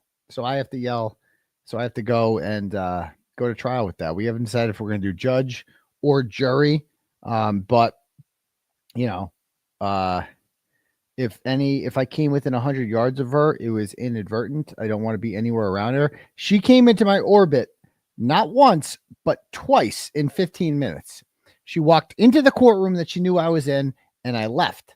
And I went to where the cop told me to go. And then 10 minutes later, she walked into my orbit again, and I didn't see her. And that's a fucking crime. And I am going to trial over that in the state of Massachusetts. I am going to fucking trial with that lying whore. And that's what she is, a lying fucking whore. And I hope Cosgrove uses this at trial because that's what she is. She's a whore. So there's that. Okay. So that's what I was doing on Friday. And I feel like I didn't miss much in the Kearney case because those two witnesses were boring as shit. Andre Porto talking about DNA. The only interesting thing that came out of that was there's how many people's DNA was found on John's pants? 5? Something like that. We have no interest in finding out whose DNA. Okay, cool. Well, John's DNA was on his pants, so there's that. I don't know if Karen's, was that supposed to, John's DNA was on the pants? Really? So 3 up to 5. Anyway, so there's that. And then there was Ashley Valaire, who is quite possibly the most useless witness of all of them, whose literal job was to take pieces of the broken taillight and put them together. That's her job. Okay. Again, nobody denies that there is taillight entered into evidence, and that taillight came from Karen Reed's vehicle. We contend that it was planted there, or dare I say, not planted at all. Just for the CERT team search. That's the only time it had to be planted. After that, it's just Proctor saying he found shit. That's about it. Besides the Berkey one from the moving car. That one too. I think he did that on his own. Okay. So there's that. All right. Cool. So I feel like I didn't miss much for that. And then things got interesting at the end. Let's watch. Pull it up. The end of the Karen Reed saga. Let's see, live. Day 17? Yeah, this one.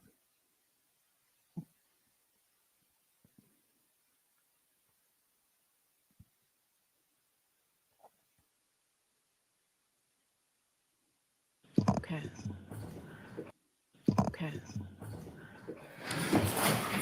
So before we recess, I appreciate that council provided me with the information. Mr. Alessi, I got the 2 reports that you had that were incorporated and what the Commonwealth had given me a few minutes before, but I appreciate that it was pointed out here. We've had full argument on this yesterday and today. My findings for the record are that the defendant has not persuaded me of undue surprise or unfair prejudice by this information, and I don't. Oh my God.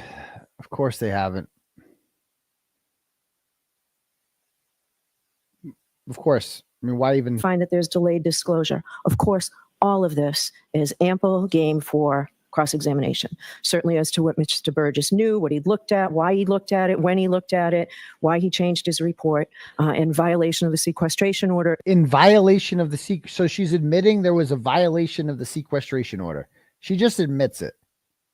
I don't know why he did this. And have you guys ever heard Shannon talk before? Have you heard this guy?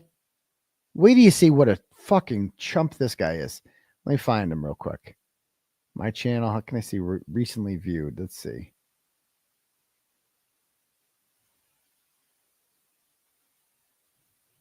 Hold on. It should come up in my recently viewed, right? If I recently watched this, let's see. History, yeah, there it is.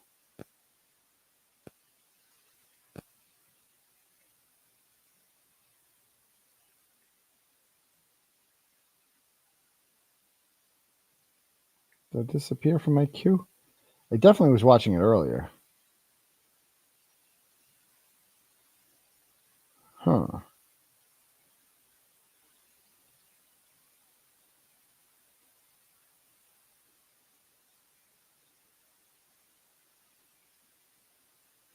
Hold on. I'm going to find it. Hold on. Shanon Burgess. Shannon, we call him.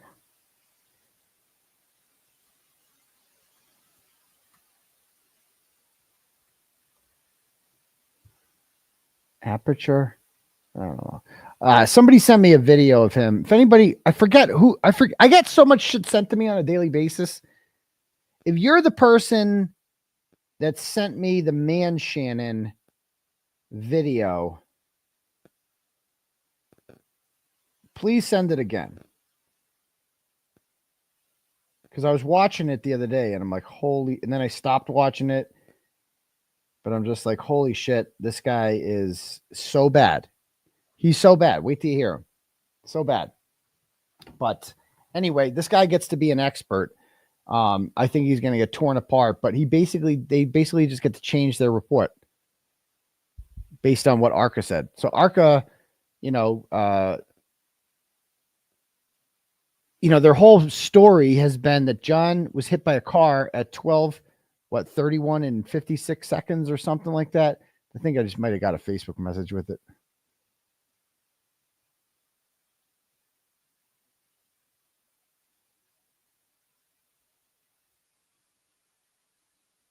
Hold on.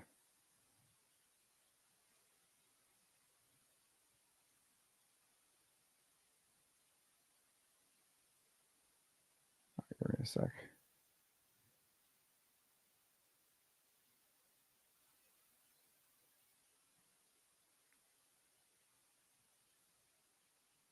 No, that's not it. Hold on. Is this it? No.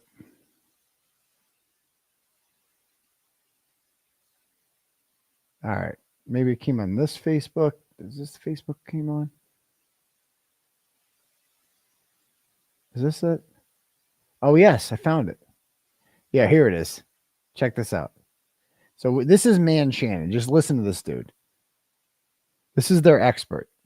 Hello, everyone. This is Rick with the Cyber Pro podcast where industry leaders share their insights. It's 5 questions in 9 minutes because hackers never sleep.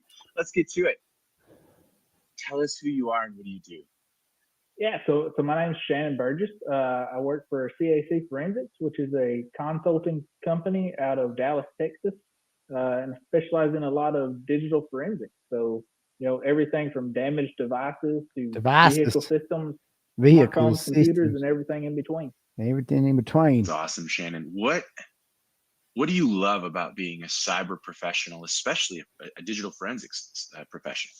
Yeah, so I think it's probably the same for everybody in the profession. Just you meet a new challenge every day. No day is the same, and you just get to work on some of the cutting edge technology that's out there. And it's like I said, it's a new challenge. It's always challenging you. You're always learning new things, and I'm a firm believer in lifelong learning. Lifelong. So, it really speaks to that. No, that's awesome. I agree. Right. I mean, I think most of us talk about always finding something new to do. Right. Right. So with that, digital forensics has been around since the creation of Okay, the hold on. internet, Give me one right? I mean, second. we know that computer came up and somebody's going to do something stupid and somebody needs to find out what they did. So this is All right. probably a very intriguing question for you. Anyway, so this guy's on. I mean, just listen to this dude taking the stand. That's the guy that's going to beat Arca. That fucking guy. That guy's just changing his reports. You know. Now this guy apparently is a fraud too. I'm seeing. So I don't know where the post went. It was sent to me earlier on a Reddit post. But this mofo, is it down?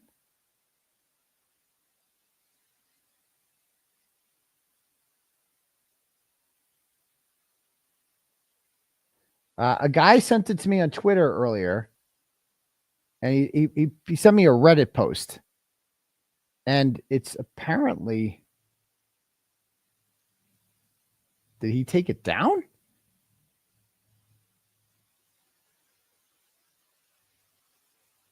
Okay. It says one of the forensic experts from Aperture is Shanon Burgess, and his own CV has seemed to have a few different years when it comes to his degree. Here are 3 examples and sources listed from where the founding shows you. Editing to add this. The university's commencement program lists his degree as being in general studies, not general science. His name does not appear on the science or math degree program. All right. Hold on. I got to be right back. Be right. Nature calls. Hold on. I got to be right back. Hold on.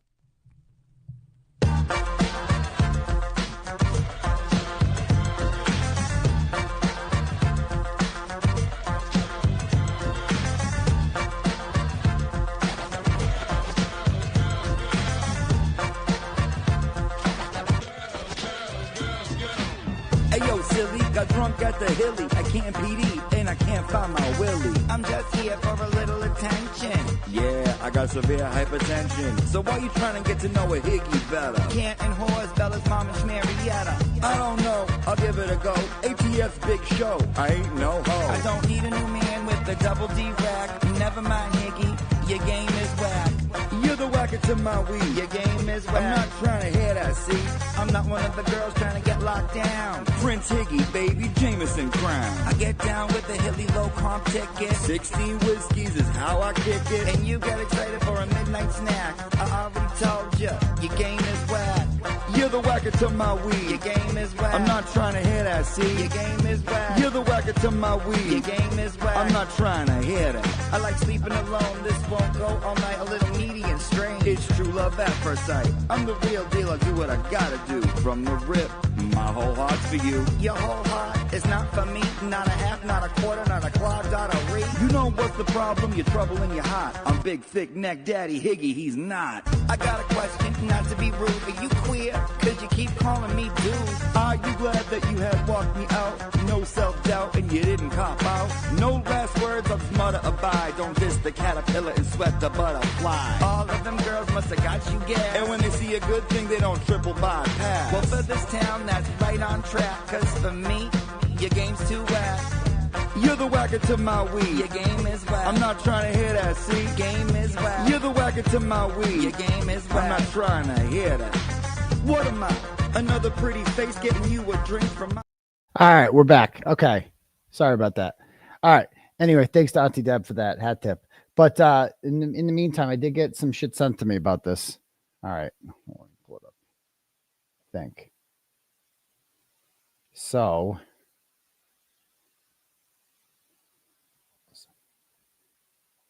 check this out.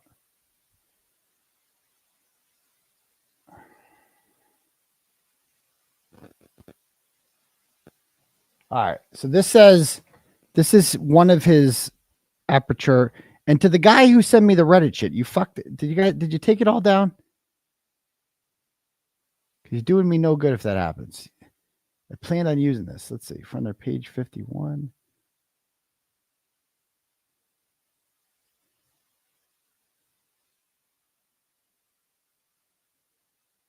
Okay, so he has updated it.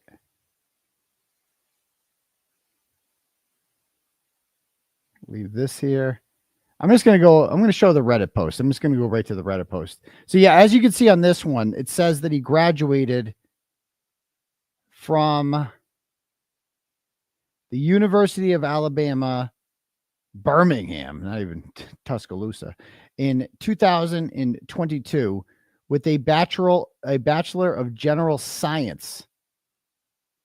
But this conflicts with his other shit. And these are the experts that we're going to get to meet this week. Let me go to the Reddit post.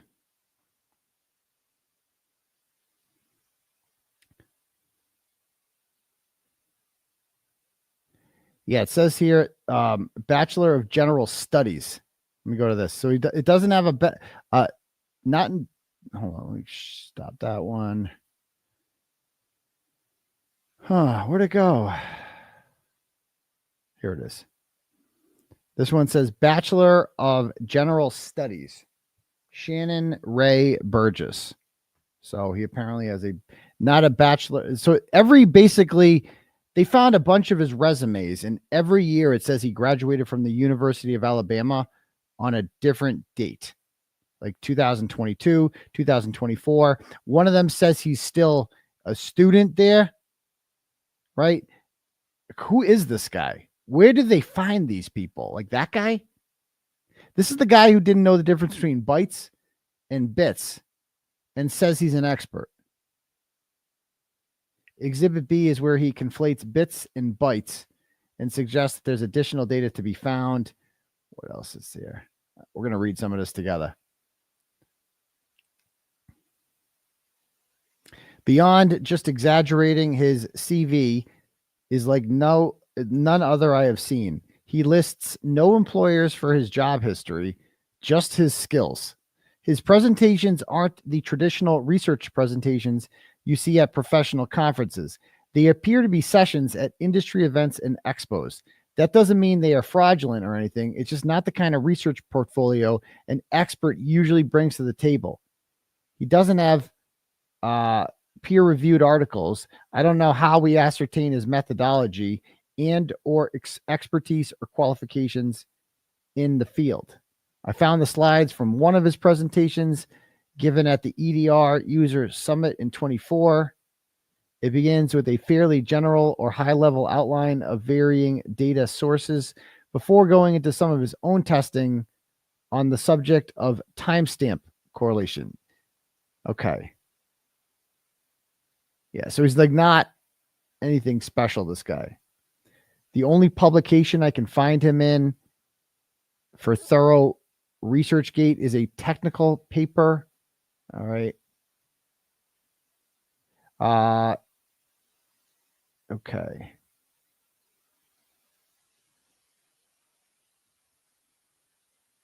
It seems he updated it appropriately now since the trial is so public. It just shows a poor pattern with the Commonwealth, evidence, and witnesses. It does not appear to be updated correctly unless someone verifies he is actually enrolled. Okay. Anyway, I'm sure her defense team is going to have some fun with this. I'm just going to leave this here so you can all see the disparity. I don't know what that's like, a 5-page document.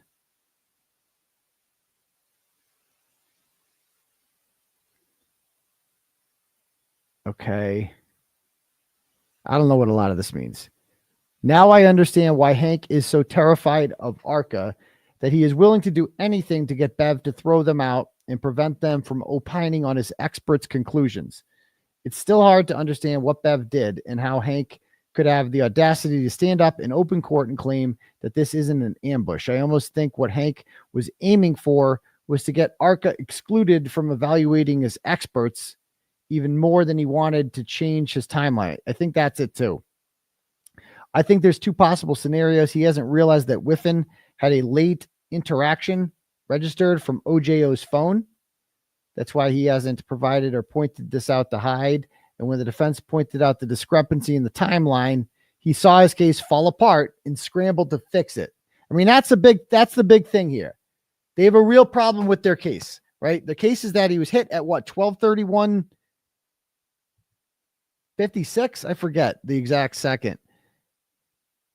And that he then interacts with the phone, Whiffin says, at like 12:32 and 6 seconds or something. And then the phone stops moving at 12:32 and 12 seconds. Anyway, I forget how many seconds there are, but there's like, a lot of time there. Right.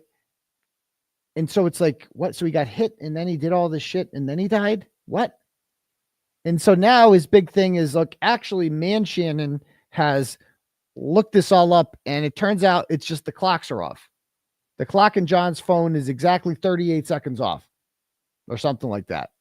And so it's like, it actually lines up perfectly once you think about it. There you go. 12:31:38. That's when they claim he was originally hit. And 12:32:16. I just love how this like, I'm not the only game in town at all. Like, I'm not even close to the most informed on this case anymore. Like, the internet, this case is too big. The internet has surpassed me on this one. Like, you guys are all over this shit. You guys just know this shit like the back of your hands. So that's a problem, a huge problem. And so they just are like, well, we're just going to change it. Oh, okay. This one says he was a student at Alabama and majoring in electronic engineering. Okay, so that's that. Yeah. All right.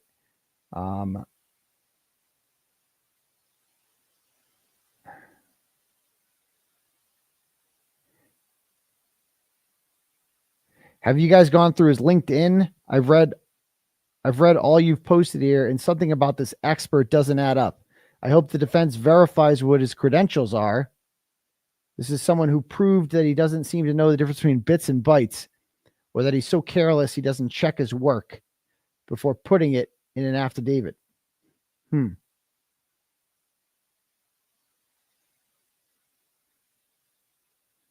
Hello, former university registrar, jack of all trades. So 2020 was COVID, and in higher ed, it was a shit show to say the least.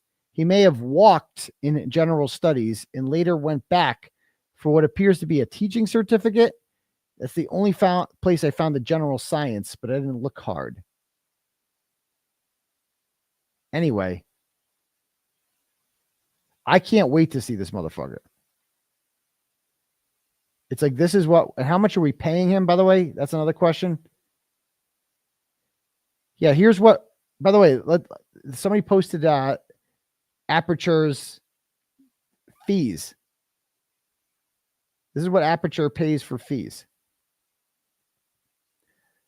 Testimony fee is $325 an hour plus $100 an hour for testimony. That's how much this guy costs. $425 an hour. All this shit. And this guy and they have the audacity to be like, well, they paid ARCA. Oh, they paid ARCA. At least ARCA is competent. Those guys have PhDs. This guy went to some University of Alabama fuckboy school. Majored in something different every fucking day. Claims to have graduated like a year or two ago. I don't even know. But either way, and you're right, that isn't that much for expert testimony. I agree. But, it's just out of control. So anyway, let's get back to Auntie Bev and her fucking ridiculousness here, that this guy doesn't get to be challenged. It was all for cross-examination, and I will give you a lot of leeway with that, Mr. Alessi, but I'm not having a voir dire on that. Not having a voir dire. So Shanon Burgess, the ARCA experts who have PhDs had to be voir dire. Hired by, good enough for the federal government to hire them. The Department of Defense, the National Hockey League, they're good enough for them. They have to prove themselves to Auntie Bev. But Shannon is cool. He does not need a voir dire. He's good. Mr. Alessi, I can tell you, obviously, you've got a great facility for cross-examining on the underlying information here. You've done fulsome cross-examinations. I have every confidence you can do it here again. But if after the direct, you demonstrate that you need further time, I'll certainly hear you on that. And more importantly, perhaps, if you feel that the testimony of Jen McCabe and the others that you've mentioned is critical and that you need to recall them, I'll hear you on that as well. So you can bring back other testimony and confuse the jurors more. If you bring back, you just bring back Jennifer McCabe or Nicholas Garino or some of those chumps, if you'd like to. That's a remedy for this. So regarding Dr. Welcher, as my understanding, the request yesterday was for, and it's been a request, I think, a few days. We've addressed it at sidebar, and I found that it wasn't the right time. Let's see how much Dr. Welcher could go through. I understand Dr. Welcher will testify in the Commonwealth's case in chief next week or so, Mr. Brennan. Hopefully next week, if not All right. the day after the holiday. And that will be for all of the material that was provided to the defendant initially, right, by the Commonwealth's discovery deadline? Correct. And what you're asking for is that after ARCA testifies the new information, you're asking for rebuttal, right? Yes, limited to the new information. All right. So I would allow under these circumstances a limited rebuttal, and we can define the scope after we hear the testimony of ARCA. So those are my rulings. Your objections are noted. I'll see everybody on Monday. All right. I like how she's like, I will allow a robust cross-examination. She'll allow it. You're allowed to do that anyway. Like she always acts like she's like giving them something. I'll allow it. She doesn't say like overruled. She's like, I'll allow it, which makes the jury think like, oh, okay, so she's doing them a favor. It's like, no, they have a right to this. That objection was bullshit, as it turns out. So there's that. I'm going to go back to the day before, the day 16, and just replay some of this shit. The topic I would like to raise with Your Honor is the timing and nature and significance of the information that the defense has received from the firm Aperture. And Your Honor may recall there are two individuals on the witness list that we understand are to testify in this matter. First is Dr. Judson Welcher, and the second is Shanon Burgess. And are they testifying in reverse order, though, than what you said? My understanding is, Your Honor, yes. Okay. My understanding, Mr. Brennan has the best information, is that it's proposed that Mr. Burgess testifies first and Dr. Welcher testifies thereafter. Okay. So the Commonwealth has established in reports right up until, not established, they have stated in the reports of Aperture, particularly the slide presentation of Dr. Welcher, a trigger called 1162.2 that they have associated in the report of Dr. Welcher with a specific time. And that specific time that they have associated with that trigger is 12/31/38 to 12/31/43. There you go. And we have been assuming that information, and this is from best memory, but I believe it's slide 137 or so, where the statement is in the slide. And so we have proceeded with our defense. We have proceeded with the work that has been assigned to ARCA based upon that time period. On May 8th, not too long ago, Your Honor, we received an amended report of Shanon Burgess that pushes that time period. I'm just going to get it. Look at Karen Reed taking an active part in her defense. Look at that. That's great. So although it was dated May 8th, we received it actually on May 11th. And in that report, Mr. Burgess states that he is making an amendment, and he is now stating that that infotainment trigger of 1162.2 is further back in time, and it is past 12/31/43. Do you have the time? I'm going to get the exact time, Your Honor. Look at she. I like how she gets it. He gets it from Karen Reed, not any of the other attorneys. He gets it. He gets it from Karen. It is 12/32/16. And Your Honor may recall that the seconds, literally seconds, matter in the analysis of many factors. So they're saying now the triggering event actually, it's just a fucking do-over because it doesn't align with what Ian Whiffin said. And it's just outrageous that they get to do this. First of all, it makes it even harder now to explain why she logged into John's Wi-Fi at 12:36. So I guess that's the only silver lining out of this, is that that makes even less sense at this point. But this is a lynching, man. This is like, give us like whatever, like they just tell their experts ahead of time. Well, we have to convict Karen Reed. So you need to tell us something that convicts her. Like you need to give us something that goes along with that. 12:31 and 38 seconds is no good. We need 12:32 in 16 seconds because that's what Whiffin said. So, and the ARCA guys in their report, which we haven't seen yet from May 7th, have some problems. So we need to, come up with a way to explain that. So we need a whole new story. And like he said, seconds matter in this thing. If you're going to go down to remember in his opening, Hank, he was like 12:31, 36 seconds. This happens. 12:32 seconds. This happens. Okay, Spanky. Okay. Won't go into them other than to say, I went through and developed testimony with regard to the cross-examination of Mr. Whiffin. He had a timeline. He talked about much human volitional conduct. Suffice it to say that that information is literally by seconds determinative in some ways of various analysis. So we basically commissioned, if you will, ARCA to be looking at matters based upon the infotainment trigger 1162.2 of 12:31:38 to 12:31:43. It says of May 11th, we received information that has changed that. Now, Your Honor, that is a Rule 14 violation, among other issues, but I wanted to start there. It's a Rule 14 violation. It's obviously, as I stated, an amendment of a report of a significant matter. And also, with regard to the defense's ability to provide a defense, we have to be able to evaluate that information in terms of our entire defense. And it's just not limited to ARCA. It's our entire defense. The other data point I want to get to, so the effect it's had, we still haven't even been able to evaluate entirely that.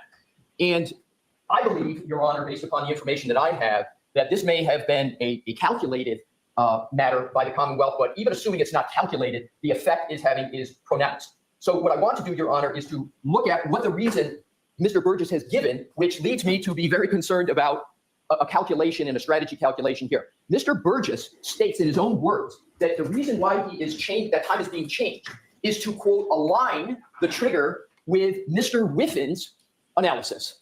And Mr. Whiffin's analysis is based upon the extraction data from Mr. O'Keefe's phone. And I believe it's undisputed that the extraction from Mr. O'Keefe's phone occurred years ago. And the data from that has been extant, it's been available years ago. So to me, Your Honor, that basis can't be a proper basis at particularly this stage where we are approaching the end of the trial, just literally days before the testimony of Aperture. And we are in a very, very almost impossible, challenging situation. So, Your Honor, there are obviously, Your Honor knows the situation here. Our first request is that the May 8th report that we received on May 11th be not allowed, that it be not considered at all.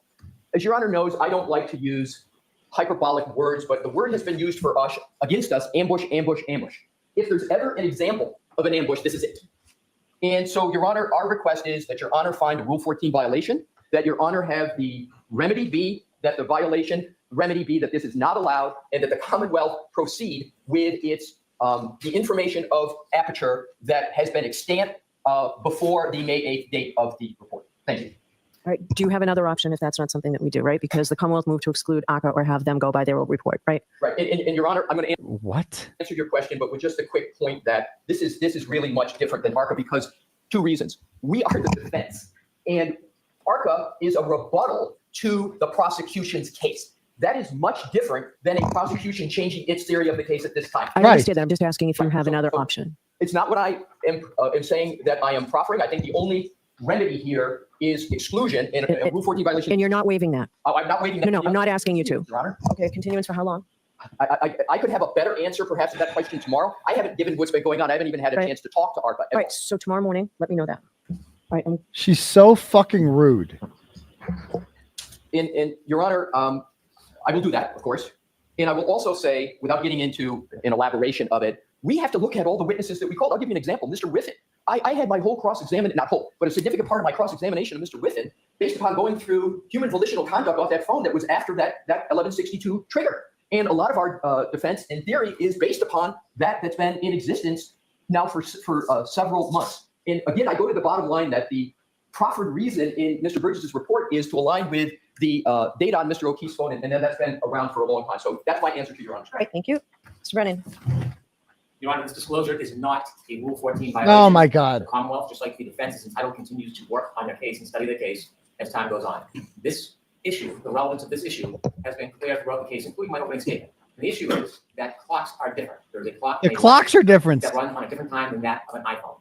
If you recall in my opening statement, I talked about the fact that there are variances between those clocks. So instead of a moment that coincides happening at the precise second, sometimes there's a variance of time between the two. So the Lexus clock could be at a variance with an iPhone, but the event still could happen at the same time, given the clocks have different times. I mean, what? It's just fucking insane that, oh, actually, the Lexus clock is different. But he says in his opening that he's hit at 12:30. He's all dramatic about it in his opening. He was hit at 12. Should we watch? Let's go watch this fucking opening. Let's go watch this. By the way, I'm going to make an announcement about this. So, raffle coming up. You guys like this Karen mugshot thing signed by Karen Reed? You like that? Pretty fucking cool. If you want to support the cause, okay. It's a giveaway, and you know what that means. The mugshot poster giveaway. $10 per entry for the giveaway, or 3 for $25. All goes to Karen Reed's Legal Defense Fund. So you give money to the Karen Reed Legal Defense Fund, and you have to make sure that you write LTL or Meredith on there, because they are going to be doing tomorrow on his he does like a Sunday brunch, LTL, the BLT. But write LTL in the thing, not BLT. He does like a Sunday brunch thing on his YouTube presentation, and you can do that, and you'll be automatically entered in the giveaway raffle. So there's that. Okay, so anyway, we need to watch. Let's watch Spanky's YouTube presentation from his opening statements. Let's see, Karen Reed opening statements. Okay, and the audio sucked for this, if I recall.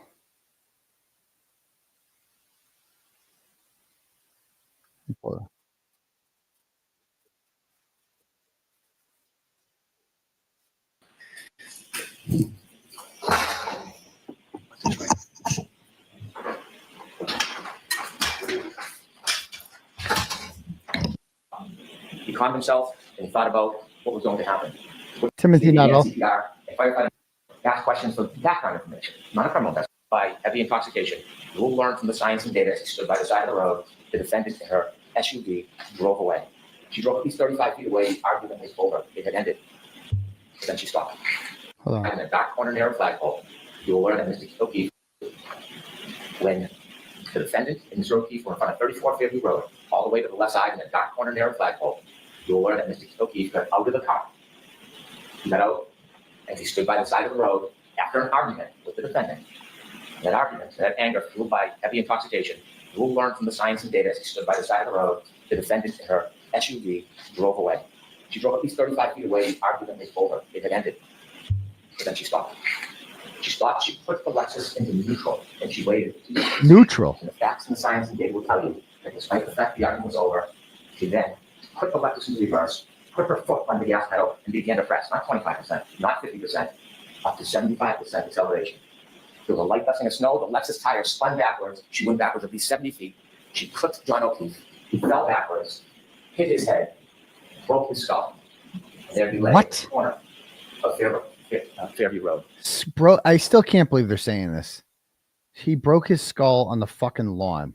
I mean, what fantasy world are we living in here? Imagine believing that actually fucking happened. On the ground. And no one heard this. Lying on top of his cell phone, alone. And then the defendant will later tell that when she left, he didn't look mortally wounded. Yeah, he was. And she simply drove away. Okay. Now, before I tell you about the data and the facts and the science, and I walk you through that, I'd like to tell you a little bit about John O'Keefe. Okay, let me fast forward this. John O'Keefe, great. We'll realize that this was the beginning of the end of this relationship. Movement of a person, of data. And the third thing, remarkably, it will be an expert in this case, found a data file on the phone, and it tracks the temperature of the cell phone battery. That will be critical to your analysis in this case, the temperature of the cell phone battery. And so with that, I want to take you back to the timeline of that night. After the discord, both the defendant and Mr. O'Keefe decided they would meet at a bar called McCarthy's. Now, McCarthy's is a local bar, a blizzard is pending, and people are getting together in a celebratory mood. They go to McCarthy's and you see a video of McCarthy, and you will watch Golden Store Beef, friends, and the defendant drinking alcohol, and you will count 8 vodka drinks that the defendant drank. They ride it to the defendant's Lexus, and both John O'Keefe and the defendant in the car, and they decide that they're going to go back to 34th Fairview Road, which the defendant listens to because she recounts it. And trying to get directions, Jen triggered that black box in the Lexus. And then they do a 3-point turn in the driveway. You see the exact precise driveway. They turn into the black box, the event of the 3-point turn in the driveway, and then they return down to the Lexus. Because they were going to the same house. The truck stopped at the driveway, and the Lexus, the defendant's car, will appear because of the waves and be counted second. And they're in the car and they stay there. The truck waits, they speak to somebody in the house. John gets a text from Devin Cave. Park behind us in the driveway. 12:29, text again. Are you coming in? You'll hear that Devin Cave brothers look out the window and see the defendant's Lexus in front of the flagpole at the far end. It's snowy, it's dark, it's windy, they're waiting. You will know that John O'Keefe was in that car. That Lexus didn't move because his healthcare data is not moving. It's not moving until 12. So John's in the car because his healthcare data is not moving. Okay. Or he's incapacitated at that point. So he must be, even though Ryan Nagel drives by the car and Heather Maxson drives by the car, and they both say that there's no one in the car with John and that the front seat is empty. But okay. 12:31:56. At 12:31:56, he begins to move. You will have 20 seconds before he falls. 20 seconds. So he 12:31:56, he begins to move after being hit by the car. This is his theory. He's already been hit. And he begins to move. He gets out of the car, the Lexus. And in that 20 seconds, you'll hear that user initiated. He looks at the phone, at the text message identified. There's now 12:32:09. He closes the phone the last time. It will be the last time he uses that phone. For the waterfall bar, you see that he did that phone. And at that time, 12:32:09, last user, he has 7 more seconds to move before he lied dormant the rest of the night. We'll also have the information from the defendant's Lexus black box. The box run differently than 30 seconds. So he says this. So John, after he gets hit by the car, he fucks around with his phone for 20 seconds and then closes and then, shuts it off, turns it off, and then just falls down and dies. On top of first he throws the phone down and then he lies on top of the phone and then he dies. Now he talks to the Lexus. He has 7 more seconds to move before he lied dormant the rest of the night. And what is with this sound, with the fucking white noise? What is going on with this? We'll also have the information from the defendant's Lexus black box. The box run differently than 30-second cameras, but it's right in the heart of that time. And you will see in the data at that time. I need to slow this down so I can hear exactly what he said there about the 30 seconds. The clocks run differently than 30-second cameras, but it's right in the heart of that time.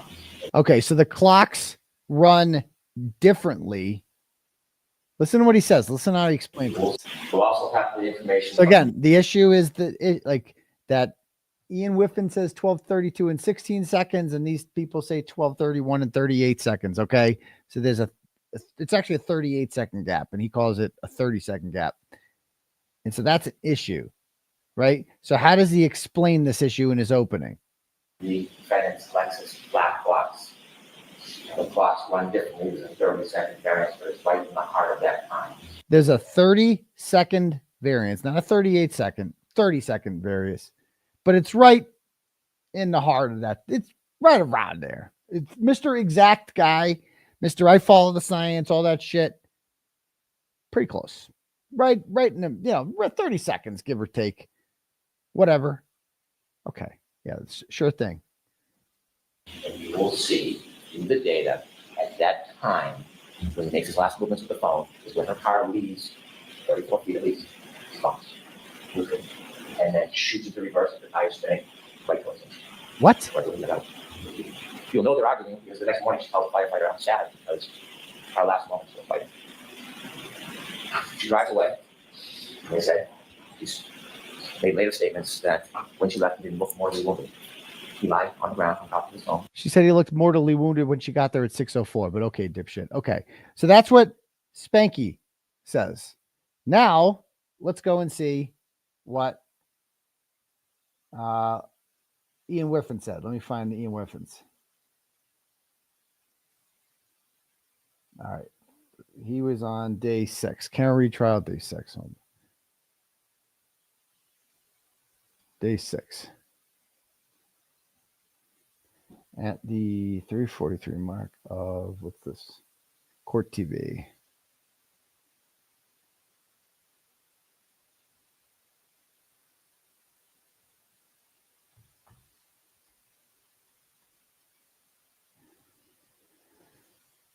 Mr. Whiffin, All right, we are at. are you familiar with a firm called Aperture? I'm vaguely aware of them. I've heard of them once. Are you familiar with a person by the name of Dr. Judson Welcher? I'm not, no. But you're familiar with the firm Aperture?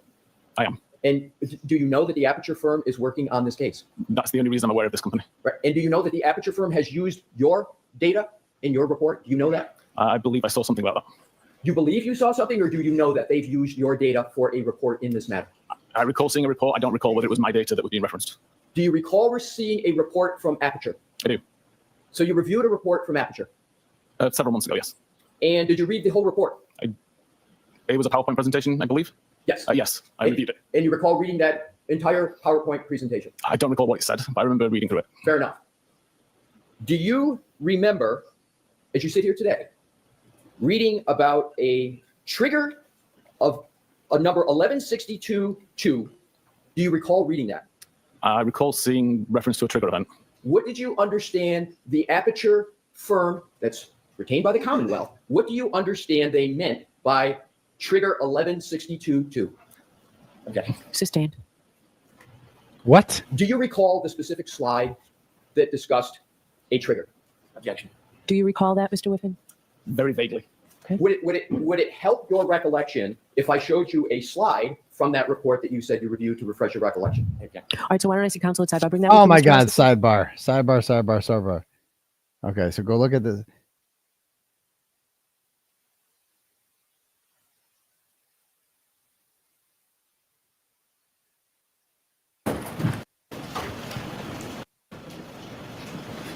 Tell me when you've had a fair opportunity to take a look at that.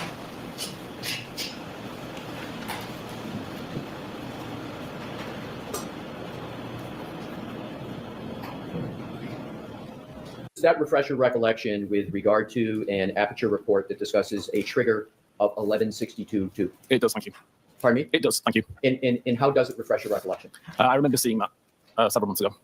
I'm sorry, Your Honor. There's a blower on here that I'm having trouble hearing Mr. Whiffin. If you, sir, could bring the mic, it's not your fault. If you could bring it and speak a little louder, I'd appreciate it. I recall seeing that as part of the report that I read 2 months ago.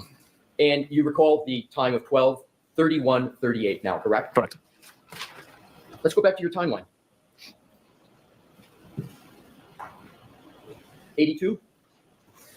So you just spoke about a trigger 1162-2 associated with a time of 12:31:38, and we are now at the timeline of 12:31:56, correct? Objection. Sustained. What? We are now going back to the timeline, deck 82, and you see up at the top where it says health 31:56. You see that, sir? I do. And then it says start of health event 36 steps, 25 meters, which we have said is 84 feet or so. And this is when the device begins moving, correct? Correct. And that is after the trigger of 1162-2, correct? Objection. Sustained. What? Let's go to the next entry Sustained. on the timeline, which is 12:32:03. You see that? That's Doppler? I do. And then you state pocket state cleared. Is the phone at that time in a pocket? It's impossible for me to say. I can say that the camera was blocked, but I don't know what was blocking it. You're saying at this point the camera is blocked? It had been blocked, and at that point, it became unblocked. So at this point, it became unblocked from a previous block status, correct? Yes. Does there have to be some human manipulation of the phone at 12:32:03 for that to happen? Technically I know, not. it's There are crazy. scenarios that Andrew. wouldn't require it. Is it more likely than not that there had to have been some human contact in action for this pocket state clearing event to occur? Yes. 12:32:04 is the next. It's a type unlock. Yeah. Okay. Typically, you must be paying attention to the phone. Sorry, sir. You must be paying attention to the phone, assuming that that's setting Okay. at the foreground of the device being used. Next entry, 12:32:06. We discussed this. Excuse me. I'm gonna go to this way. Hold on. 25 meters, and we agreed about 84 feet. And this is where the device began moving toward the house for a period of 20 seconds. Is that correct? It's the time that 36 steps started to be recorded. I have no idea of the direction of travel. I want to focus on the time, 12:31:56. Are you aware that a firm called Aperture, on behalf of the Commonwealth, has submitted a report that states that there was a trigger event at 12:31:56 that they refer to as the supposed collision? Are you aware of that? Objection. Sustained. Why? Why is that I sustained? would call seeing a report. Sorry. You don't have to answer that. You don't have to answer that. I mean, that's the meat of the case. Are you aware? I don't know. I'm not a lawyer. I don't understand how all this shit works.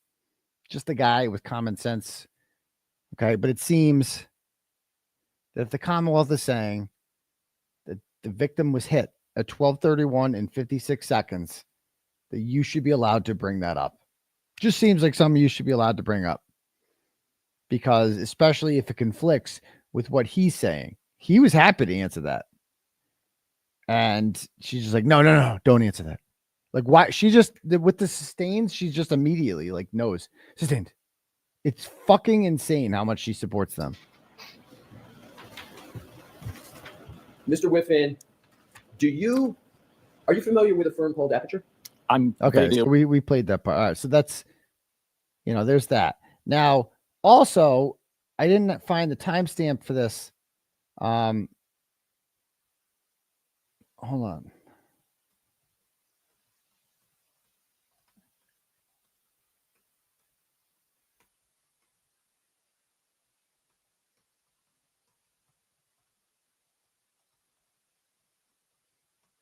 All right. Let me see if I can find. So I gotta find. Let me see. Joe Flipperhead had some good tweets on this. I gotta find them. Hold on. Okay. So I want to bring up Joe's tweet here. This is a good tweet.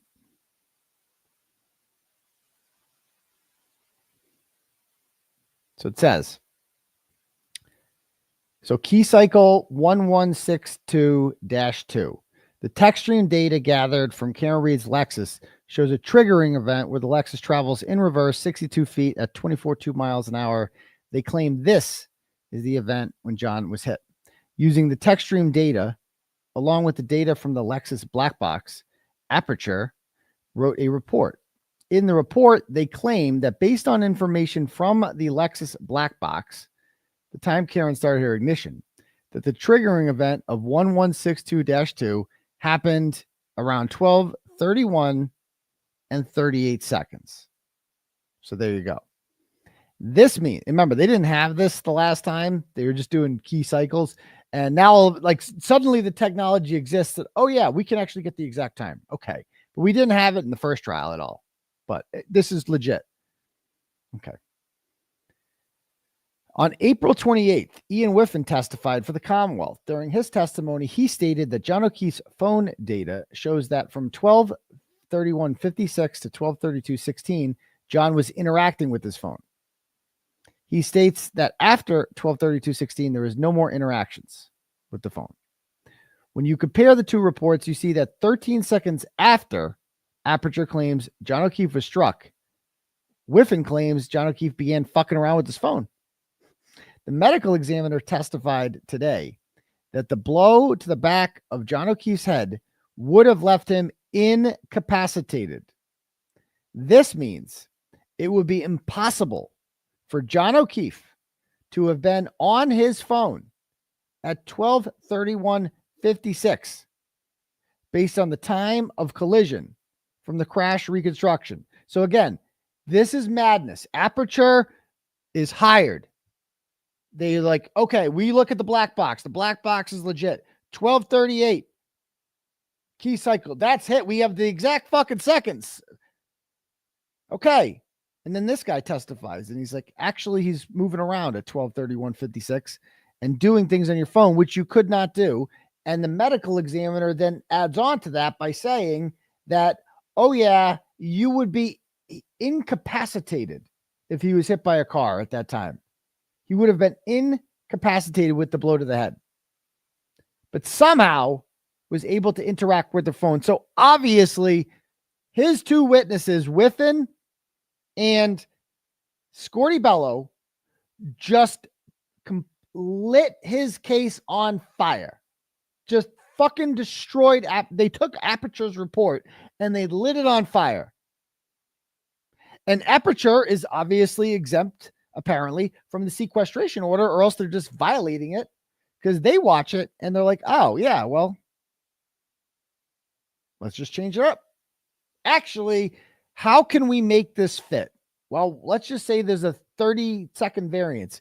Well, actually, it's 38 seconds. Oh, fuck it. 30 is pretty close to 38. So we're going to call it 38-second variance. And what the Lexus black box says is not the same time as John O'Keefe's phone. Okay. To remedy this massive problem, Aperture decided to amend their report in the middle of the trial. They now claim that the clocks on John O'Keefe's phone and the Lexus are off. They state that John O'Keefe's iPhone runs late. Amazingly, to remedy the issue between Whiffin's testimony and their report, they decided, based on the fixing the clock differences, that the new time the triggering event happened, the collision, was at 12:32 in 16 seconds. The exact time Whiffin stated that John O'Keefe's phone stops recording Apple Health data. Okay. Now, I'd also like to point out, I got a message about this earlier that I think is good to point out.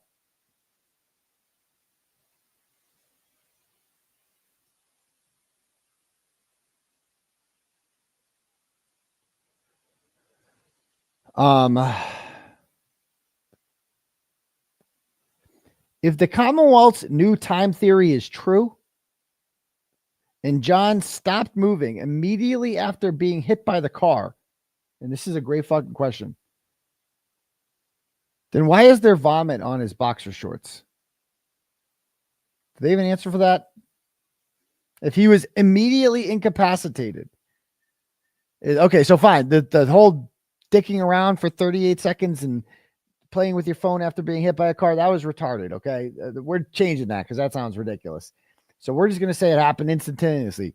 Well, then how did he get puke on his shorts, boxer shorts?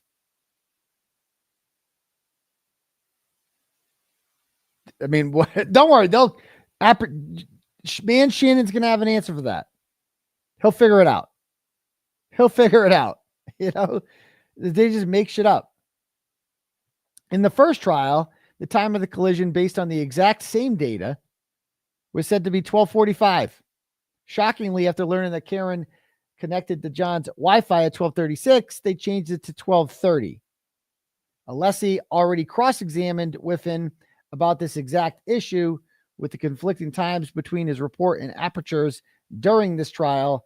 On no planet should Bev allow this report to be amended and testified to. This is the bed they made, and they have to lay in it. If she allows the change, the defense should immediately move for a mistrial. When you're going to make up a story, this is what happens. You make it up as you go, and you constantly change your story. This is corruption playing out for the world to see. This is corruption, and the whole world is seeing it, man. The whole world is seeing it. And they're just making it up as they go along. They've done this the entire time. Remember, they originally had a 3-point turn. We don't like the 3-point. Death by 3-point turn didn't make any sense. So we're going to do something else. Oh, wait, we don't have anyone that saw a body. Well, let's get Julie Bagel in here. And she'll say that, oh, Black Blob. They just make shit up as they go along because this case is incredibly weak. They have nothing on this woman, mainly because she's clearly innocent. Just think if they wanted to. If they had gone, if real police had been on this case, if Detective McNulty and Bunk Moreland were on this case, they would have went inside that house, snooped around, seen some shit, taken some pictures, noticed some shit, asked to fucking go through the whole house, do it fucking anyway. It's like they could have figured this out in 5 seconds. That house probably has John O'Keefe's DNA all over it. There's probably signs of a struggle wherever the fuck the struggle took place. I don't know. Search the whole fucking house. Separate all the witnesses. Bring them in one by one right then. Not later. Not after not after 6 hours of conversing together. Bring them to the police station one by one in a recorded room and ask them everything they know. try to find fucking pieces of their story that are not consistent with other people's version of the story. And you will have a goddamn field day. They will have a goddamn field day. But they didn't go in the house. They didn't go in the house. They didn't. I mean, they went in. A couple of them went in and just, hey, what's up? How's it going, guys? You guys okay in here? Oh, yeah. Anybody hear anything? No, didn't hear nothing. Didn't hear that murder that just took place 30 feet away. Oh, didn't hear that. I mean, think of how different this could be, man. We would have actual justice for John O'Keefe pretty easily, too. It would have been a huge story. A huge story. A much bigger story, quite frankly. Cop killed inside the home of another cop. And they threw the body on the front lawn. What the fuck? Holy shit. It would have been a completely different story. Man, I bet you how much do you think Karen Reed thinks about getting in a time machine and going back to that night? Because I think about that all the time. I don't know about you guys. I think about what I would do.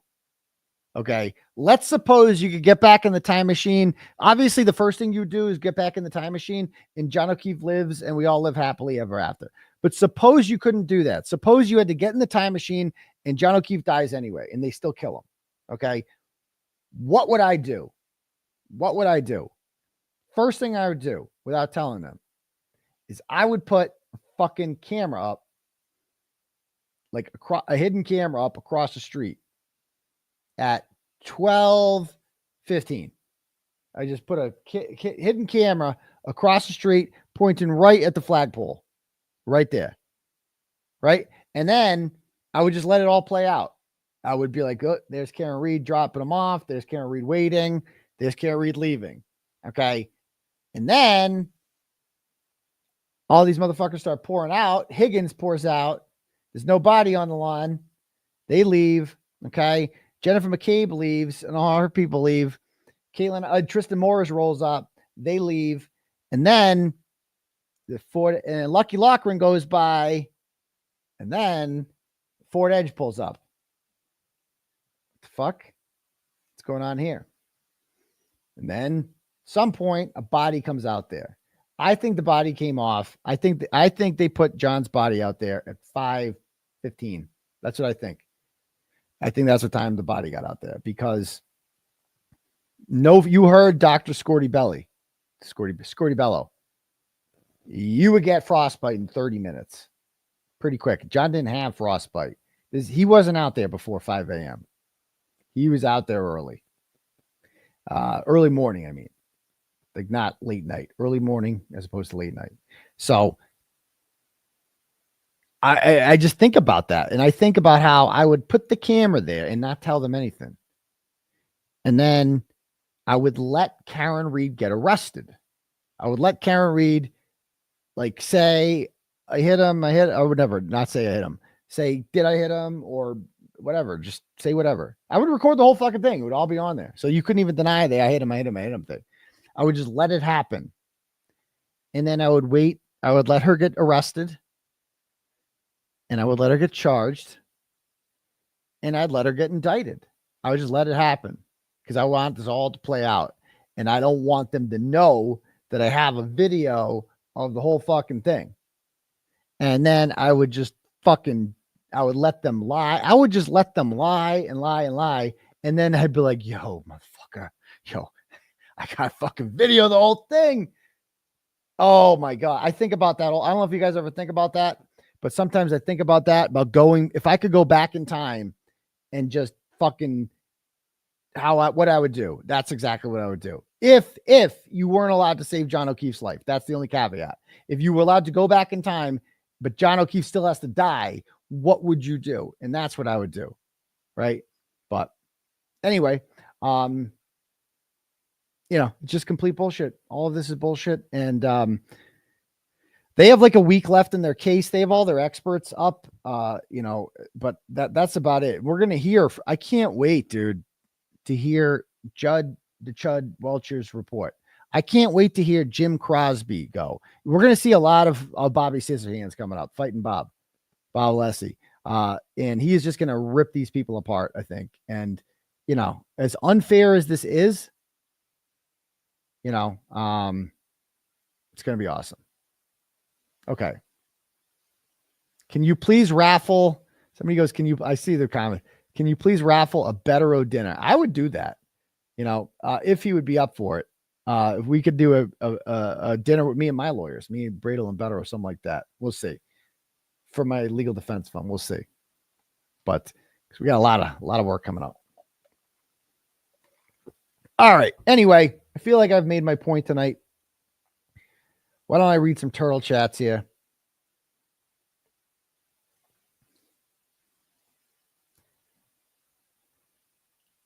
Again, if you want your message read, you click at the link at the top for Turtle Chat, or you can cash at me at $ Uncle Turtleboy. We can do it that way.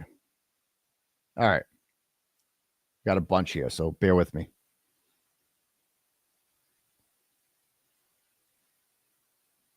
All right. Crystal sends $5 and goes, random. I pay attention to subscriber percentages when I watch live feeds. Most creators have about 5%. You are always around 10%.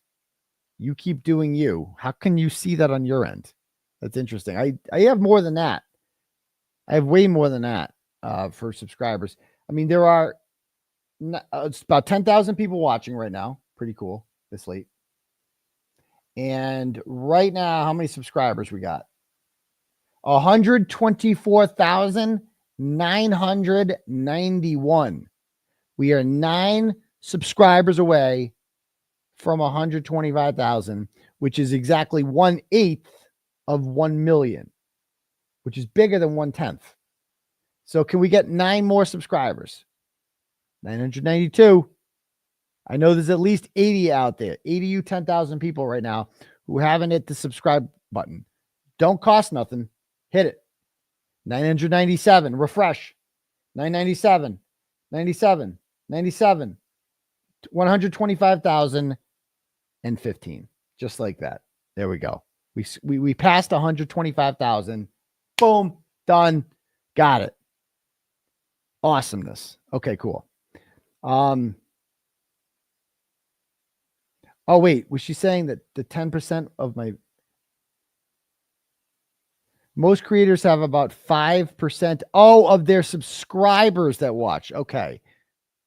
Oh, I see what you're saying. So because I have 10,000 live viewers and 100. Oh, I see. So you're saying that my subscribers are more loyal to watching my show. That's very interesting. That's very interesting. Thank you.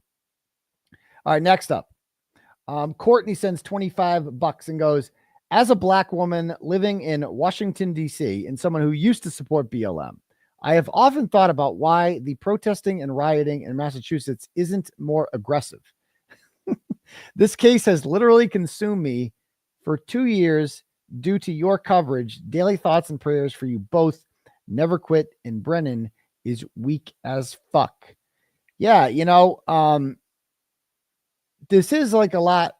There are more and more, especially on TikTok, I've noticed, Black people who are creators who are supporting the Free Karen Reed movement.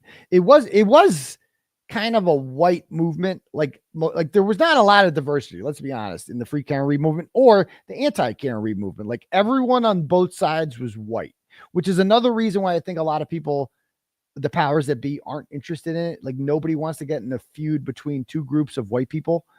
It's just not interesting enough. I don't know. But I've definitely seen more and more this time around people of color who are creators on TikTok and various things who are definitely, particularly women, particularly Black women, who are more and more on the side of Karen Reed. And that's wonderful. That's great because we're a big 10th group here at the Free Karen Reed. So thank you. Next up. Okay. Anna sends $5 and goes, Dr. Daddy, my flabbers are absolutely gasted that the families of these dirty scumbags actually stay with them knowing what they do. They all deserve to rot. You know what? That's an interesting point, Anna. And I'm not convinced that the families all know. Do you guys think Jill Daniels knows? I'm not convinced Jill Daniels knows. The way she fight, it's like she believes it. I think some of them believe it. I do think some of them believe it. Like they just can't. You might come to the same conclusions. You know, if your family member did something heinous and you love them and you're like, no, he would never fucking do that. Like some people just never come to terms with it, you know, and they just can't. They can't ever come to terms with it that their family would do that. And they're like, no. And they try to figure out a way to, no, they didn't do this. No. And so it's like, I think some of them believe that this didn't happen. You know, that's what I think. So I think a lot of them know. I think Courtney I don't know if Courtney Proctor knows. I don't know. Good question. I think Chris Albert knows. Chris Albert was not in house, but there's no way Chris Albert doesn't know. There's no way Kevin Albert doesn't know. Because his son probably came home all bloody that night. You know, let's be honest. Thank you. Next up. Emmy sends $25 and goes, if they got a warrant for Karen's Lexus, wouldn't they have to send a picture of the taillight? I hate all these corrupt a-holes, Free Karen and Turtleboy. I don't know how that works. Thank you, Emmy. Hank Brennan sends $5 and goes, I hear people say the car was collected at 5:30. And they found the first pieces of taillight at 5:42. They got there in 12 minutes. Bro, that's like so 2023. That's like before the Scrivener's era thing. But if they got the car at 6, taillight would have been found at 6:15. If they found it at, you mean when he got to the Canton Police Sallyport, you're saying? Yeah. Right. I get what you're saying. As soon as the car gets there, that's when they would do it. Lily Lime sends $100. Woo, thanks. And says, you don't have to read this live. I sent the message to you on Twitter. If you haven't read it, if you could, when you get the chance, that would be great. Can you share the link for the remove and investigate Kearney petition? Okay. So again, thank you for the $100 donation. All right. But I'm not sharing that. I appreciate that. I don't, if you're new here, I don't do change.org petitions. I think they're stupid and a waste of time. And I think I won't waste any of my time because they're useless. There's 4,000 people who have signed this petition. If I share it, maybe we get to 10,000. And then what? The fuck is that going to do? No offense. But what is that going to do? Nothing. I don't like doing things that don't help at all. They don't, and just make us look like whiny bitches. Like we created a change.org petition and then like, that's cute. And they laugh at us. Like we look retarded, no offense. So then they just laugh at us. They're like, look at these fucking idiots. They started a change.org petition. Oh, that's so cute. It's like picture Beverly Kearney, but whoa, it's a change.org petition. Better get my shit together. So no offense. I appreciate the $100 and the donations. And I know that your heart's in the right place, but I don't do change.org petitions. Sorry. Thank you. Next up. Sarah sends $5 and goes, I'm worried Higgy might off himself. His mom died. Now he's definitely outed. Hope I'm wrong. And go Thunder. I'm an Okie. Free Karen Reed and Free Turtle. Are they playing right now? Isn't Game 7 going on right now? Oh, I see the Dallas Stars won. So that's good for them. This is going to be the same Western Conference final as last year. In the NBA, they play tomorrow. Tomorrow's Game 7? Why aren't they playing right now? That's stupid. Okay. So there's that. All right, next up. And we're getting a Game 7 in Florida, Toronto as well. So that should be interesting. All right. Where'd my turtle chats go? Okay. But Higgy's not going to off himself. He's not doing anything. Danielle sends $25 and goes, hey, Doc. Random thought coming into my head yesterday. If none of the McAlberts are called by the Commonwealth, shouldn't that ensure that your case be thrown out? Obviously, if they don't testify, they're not witnesses. No. So that's not how it works. Because the Massachusetts witness intimidation statute says anyone who is a witness, family member of a witness, or potential witness. So the fact that Jennifer McCabe has testified already means that Matt McCabe's covered. right? That's a family member of a witness. They're all family. Brian Albert, they're all family. Nicole Albert, they're all family. So there you go. And they're all potential witnesses at the very least. And they're all witnesses in the first trial. So yes, I see what you're saying, but that's not how it works. So thank you for that. Callie sends $10, goes, shout out to myself for doing nothing today but laying in bed and just ordering Quiznos. Wait. Quiznos still exists? Stop the fight. Where do you live? Quiznos is the best sub shop that has ever existed. And we used to have them all over the place. There was the one in Worcester, and then that closed like 10, 15 years ago. And then I'd have to go to Millbury to get my Quiznos, and then that closed. And then I'd have to go Toasted. It's fucking so good, dude. It's the best. And then there was one, I'm like, okay, that one's closed. I'd have to go to Southborough to get it, and then that was closed. I don't know where Quiznos is anymore. But we don't have them around here, and we should, because it's the bomb. Quiznos is the best sandwiches for any chain ever. And I don't understand why there's so many fucking Subways around here, and Subway is so mediocre and bullshit. But Quiznos can't exist, and they're the bomb. I don't get it.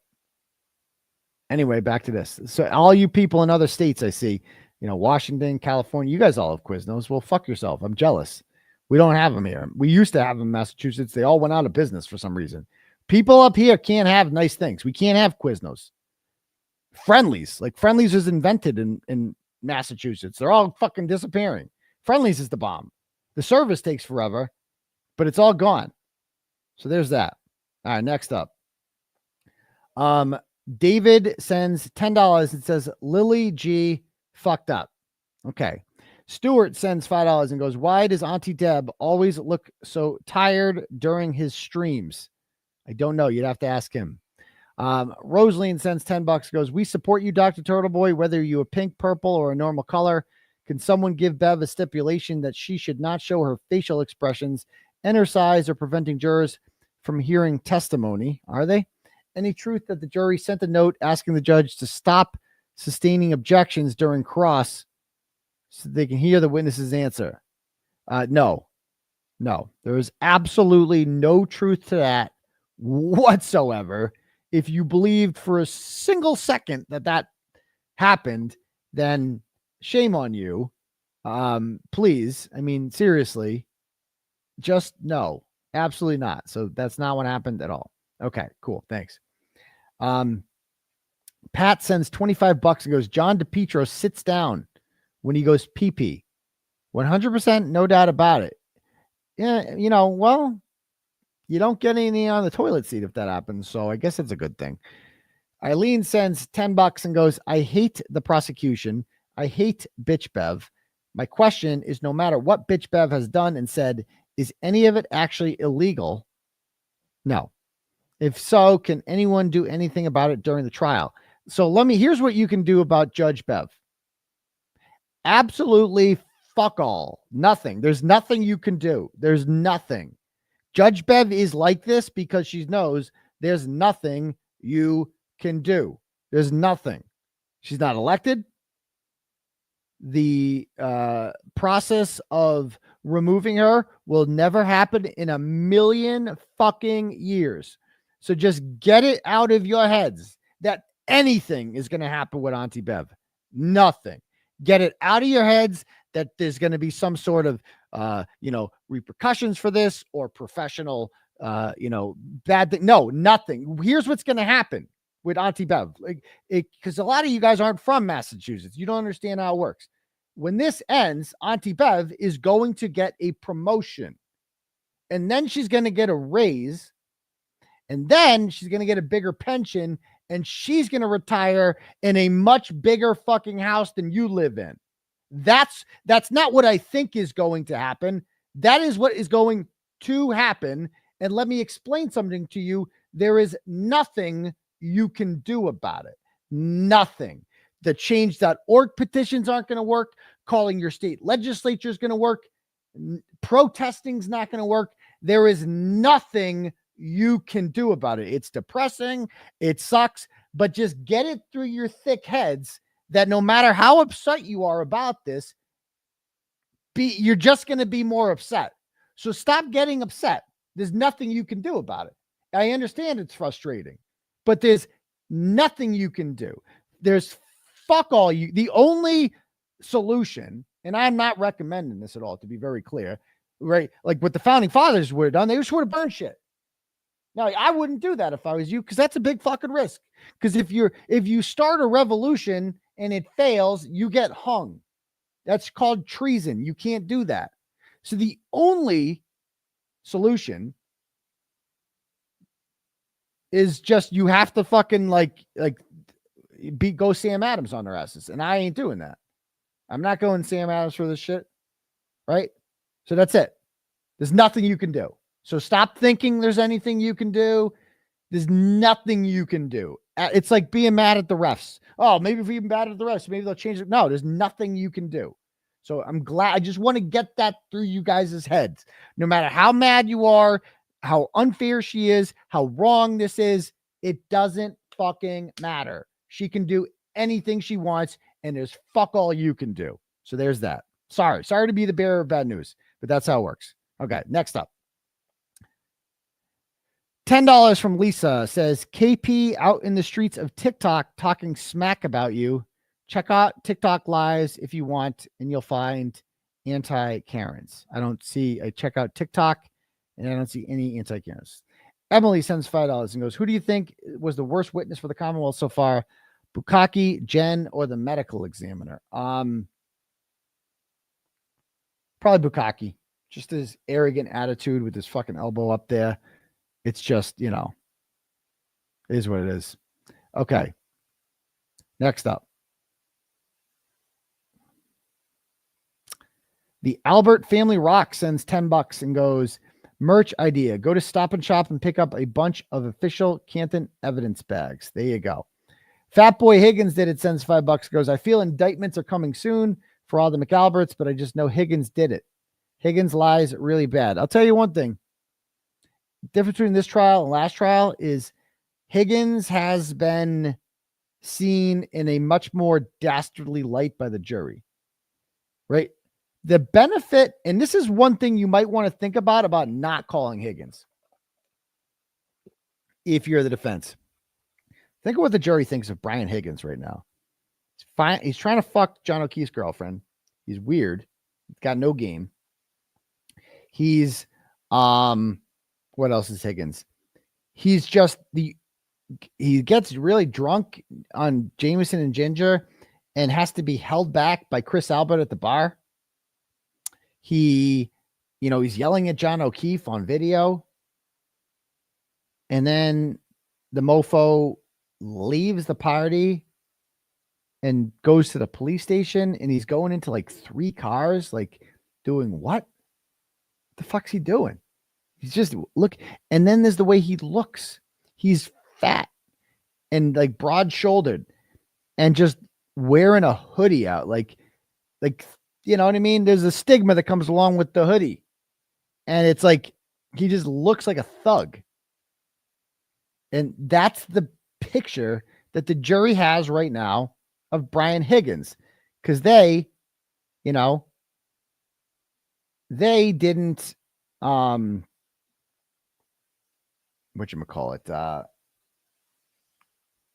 didn't watch the first trial, so they didn't see him testify. So why give Brian Higgins the chance to get all suited up and part his hair a little bit and get up there and be ATF Brian Higgins? ATF Brian Higgins is real serious guy, real serious federal agent.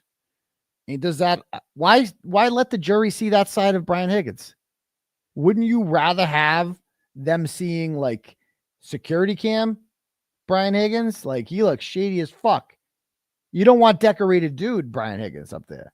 You want shady Brian Higgins. Like, the jury right now thinks they don't know anything about Colin Albert. And they're probably not getting to know anything about him. They don't even know that much about Brian Albert, but they know that Brian Higgins guy, that guy's fucking shady. So why give him the chance to get all suited up and act like a decorated dude? I don't know. That's just what I think, but we'll see. Okay.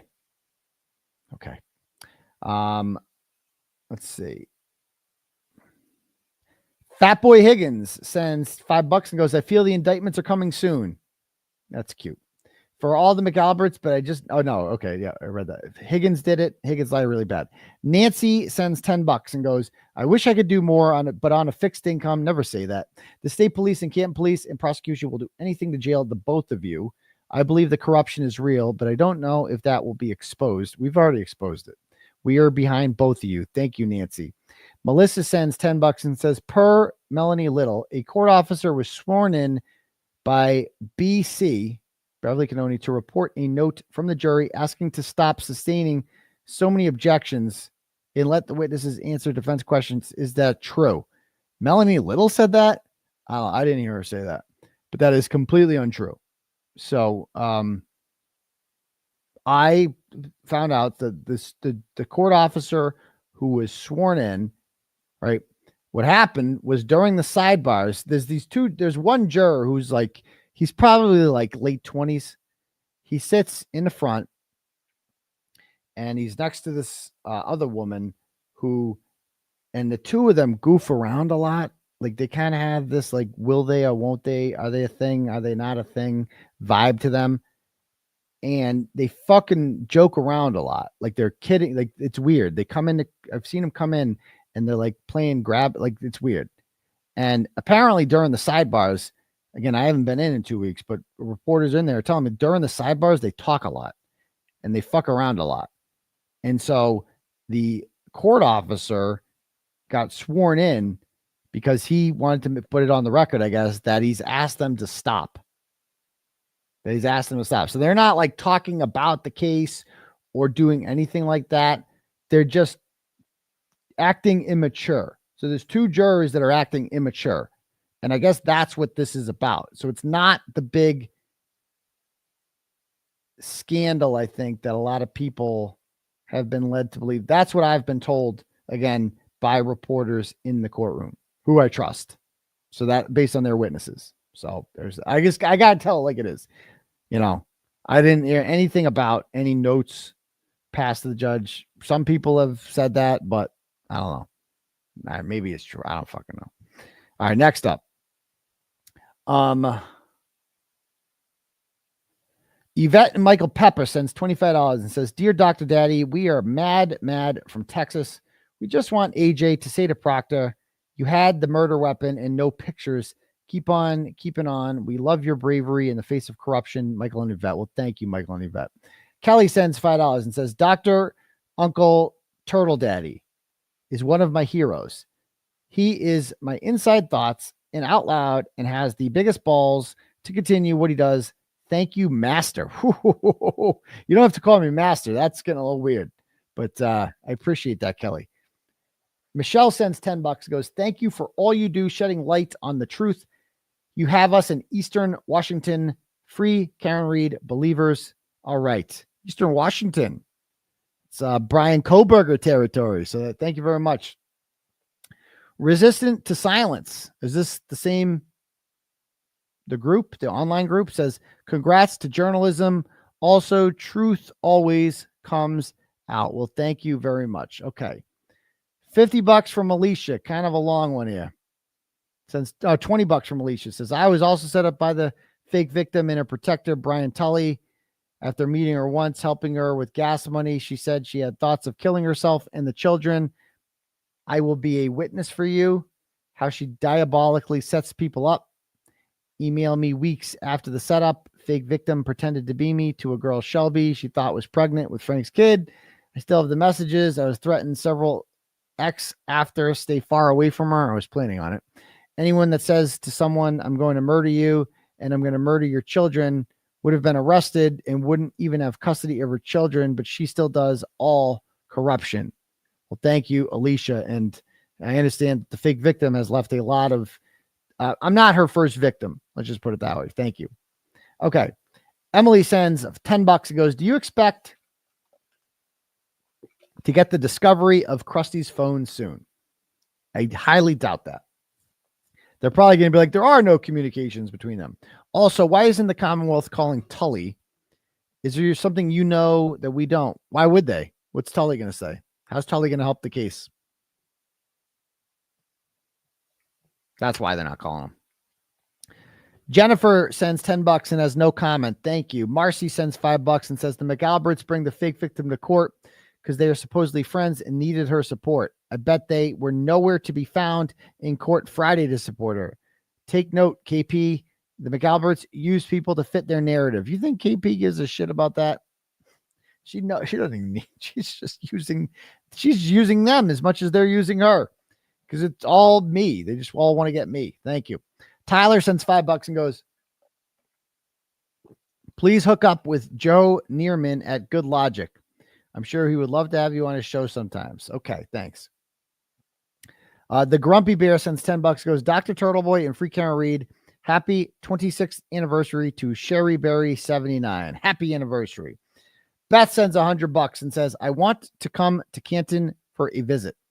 I'm kind of retired. Who can I stay with?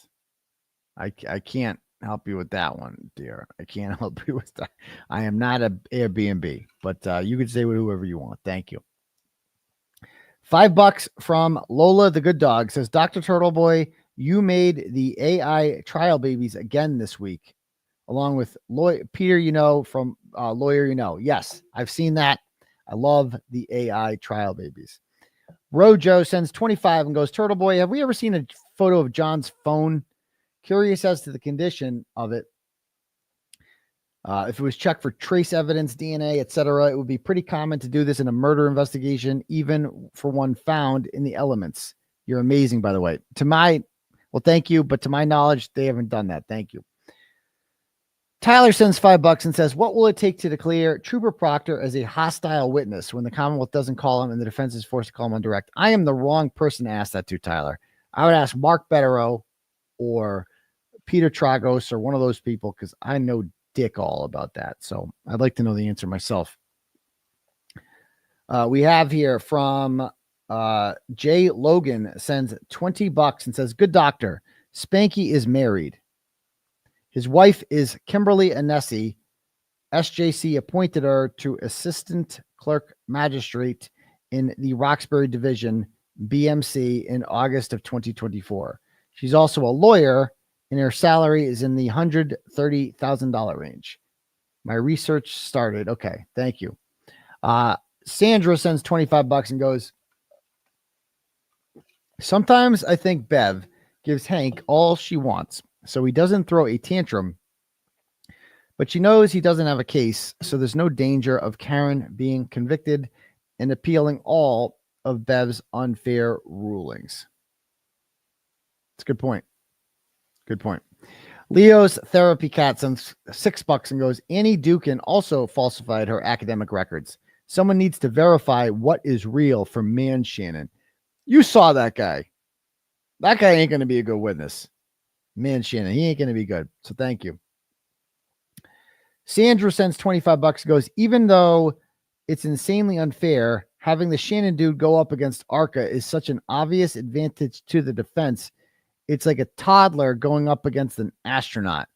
I liked it more when it was Trooper Paul, but I'll take Man Shannon. Thank you. Gray Space sends $5 and goes, Man Shannon's one publication is behind a paywall, but one of the things you can see for free is the references cited in the paper. He only cites 6 references. 2 are random blog posts, and 1 is a paper by Ian Whiffin. I requested the full text on ResearchGate with my academic account, so we'll see if he sends it to me. Well, very interesting. Thank you, Grayspace. Spanky's Crack Screen sends $10 and goes, please stop getting him mad or he will hit me harder than Proctor hit Karen's taillight. Okay, thank you. Rachel sends $10, goes, can you get the former juror Ronnie back on your show to see his thoughts on trial 2? I wonder if he thinks trial 2 is much more favorable for Karen. I did text Ronnie the other day, and this is what he said to me.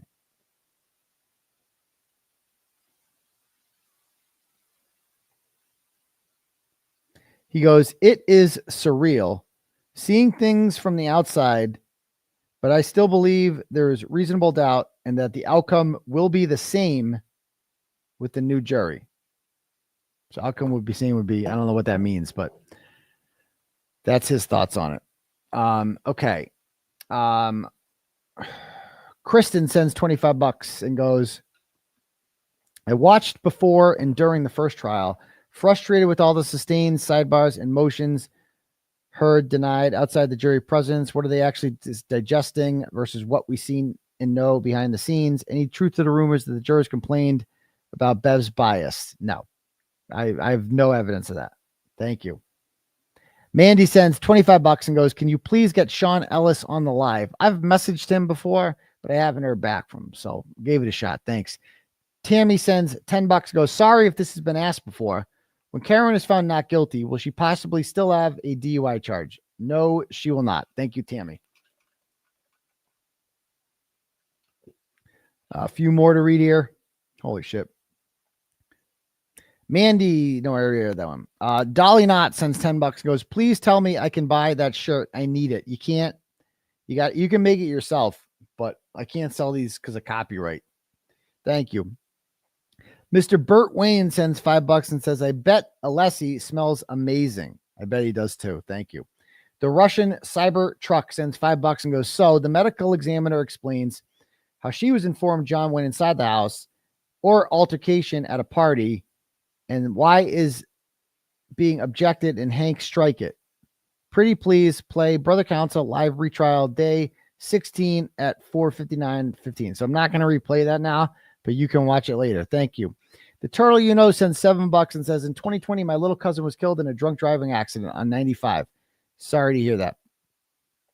She was thrown from the car. Her friend, quote unquote, who had 2 broken wrists, told the state police that my cousin was the one driving. Although all signs pointed to the friend as the driver, no formal investigation was done. No justice was served to my family. And that little bitch of a friend is still out here driving the streets. This shit has been going on en masse forever. That's crazy. That's crazy. Thank you.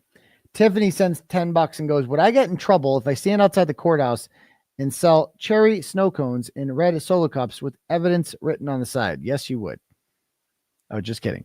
But how can Bev say the defense didn't convince her of sufficient surprise with the new report when Hank said he was surprised when he received it? Good question. The Colombian chick sends $5 and goes, do you think Adam Sisiski, Judge Adam Sisiski, would have handled this case if he was the judge on 1.0 or 2.0? P.S. He is so fucking handsome. He is a handsome man.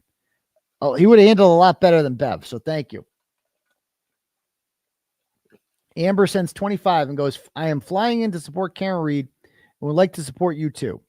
Estimated days your June 9th trial will last, or a better day in early June that you recommend. My trial should be 1 day, and it sucks it's going to happen right there in the heart of the Karen Reed trial. But, you know, that would be a cool day to come, I guess. You'd like it. $25 from Lexi Lee and says, you and Betero are the best commentators on this trial. I can't wait for the bloodbath that Alessi is going to present on Spanky and the Aperture clowns, and Crosby with his sympathy PhD degree. I know his bullshit. He's a fake doctor. Amy Norton Mulready. And thank you very much for the compliment, Lexi. Amy Norton Mulready sends $5 and says, I am drunk. Don't want to hit you. Love you. Okay. Mr. Burt Wayne. No, I already read that one. Okay. Rosaline sends $5 and says, to clarify, Howie Card first tweeted about the juror note. Yeah, he tweeted that he'd been unconfirmed, he was saying. So thank you. Kaylee sends $10 and goes, haha, I was still eating my Quiznos when you ended up reading my message, and I 100% agree with everything you said. The Quiznos hate is uncalled for, and Subway is meh. My first job was at Quiznos. I am from Alberta, Canada. Same place where Ian Whiffin was a cop. Oh, you're from Calgary. Calgary Turtle Riders. Nice to see. Thank you. Canucks. Or the Flames, but. Let's see. Nicole sends $5 and says, is the jury from Norfolk County? Yes, they are. And thank you for all you've done bringing awareness to this corruption. Let me read some turtle chats here. Right, where'd it go? Cash apps, I mean. Abby sends $6 and goes, I appreciate you. Question, how do you, and then it stops.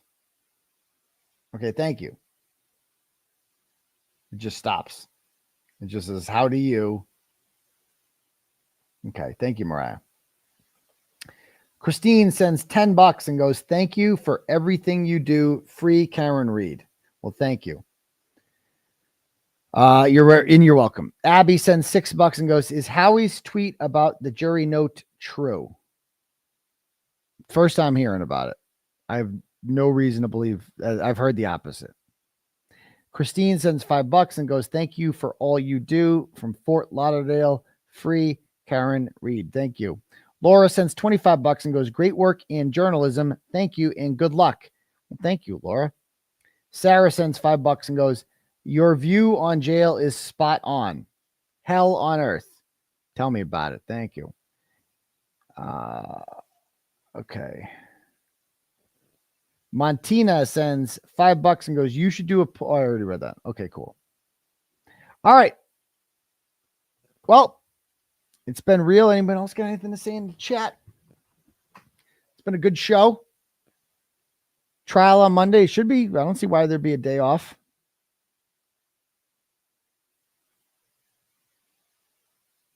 Yeah, I do feel better about the defense at this stage. I don't trust them either, but the case is just so strong.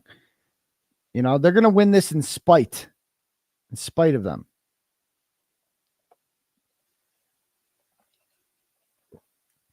All right, guys. Well, I thank you on the 125K. It's been a good night. Let's see. How many subs we up to now? 125,086. Awesome to see. All right, guys. I love all you fine people. I saw Defense Diaries in the chat before. Nice to see him here. But we will see you guys all for the next episode of the live show on Monday night after court. All right. Peace to your bum crease and brush your teeth. One love. It calls for data including calendars, alerts, reminders, notes, text messages, pictures, or videos from April 1st, 2023 through and including October 5th, 2023. 7 months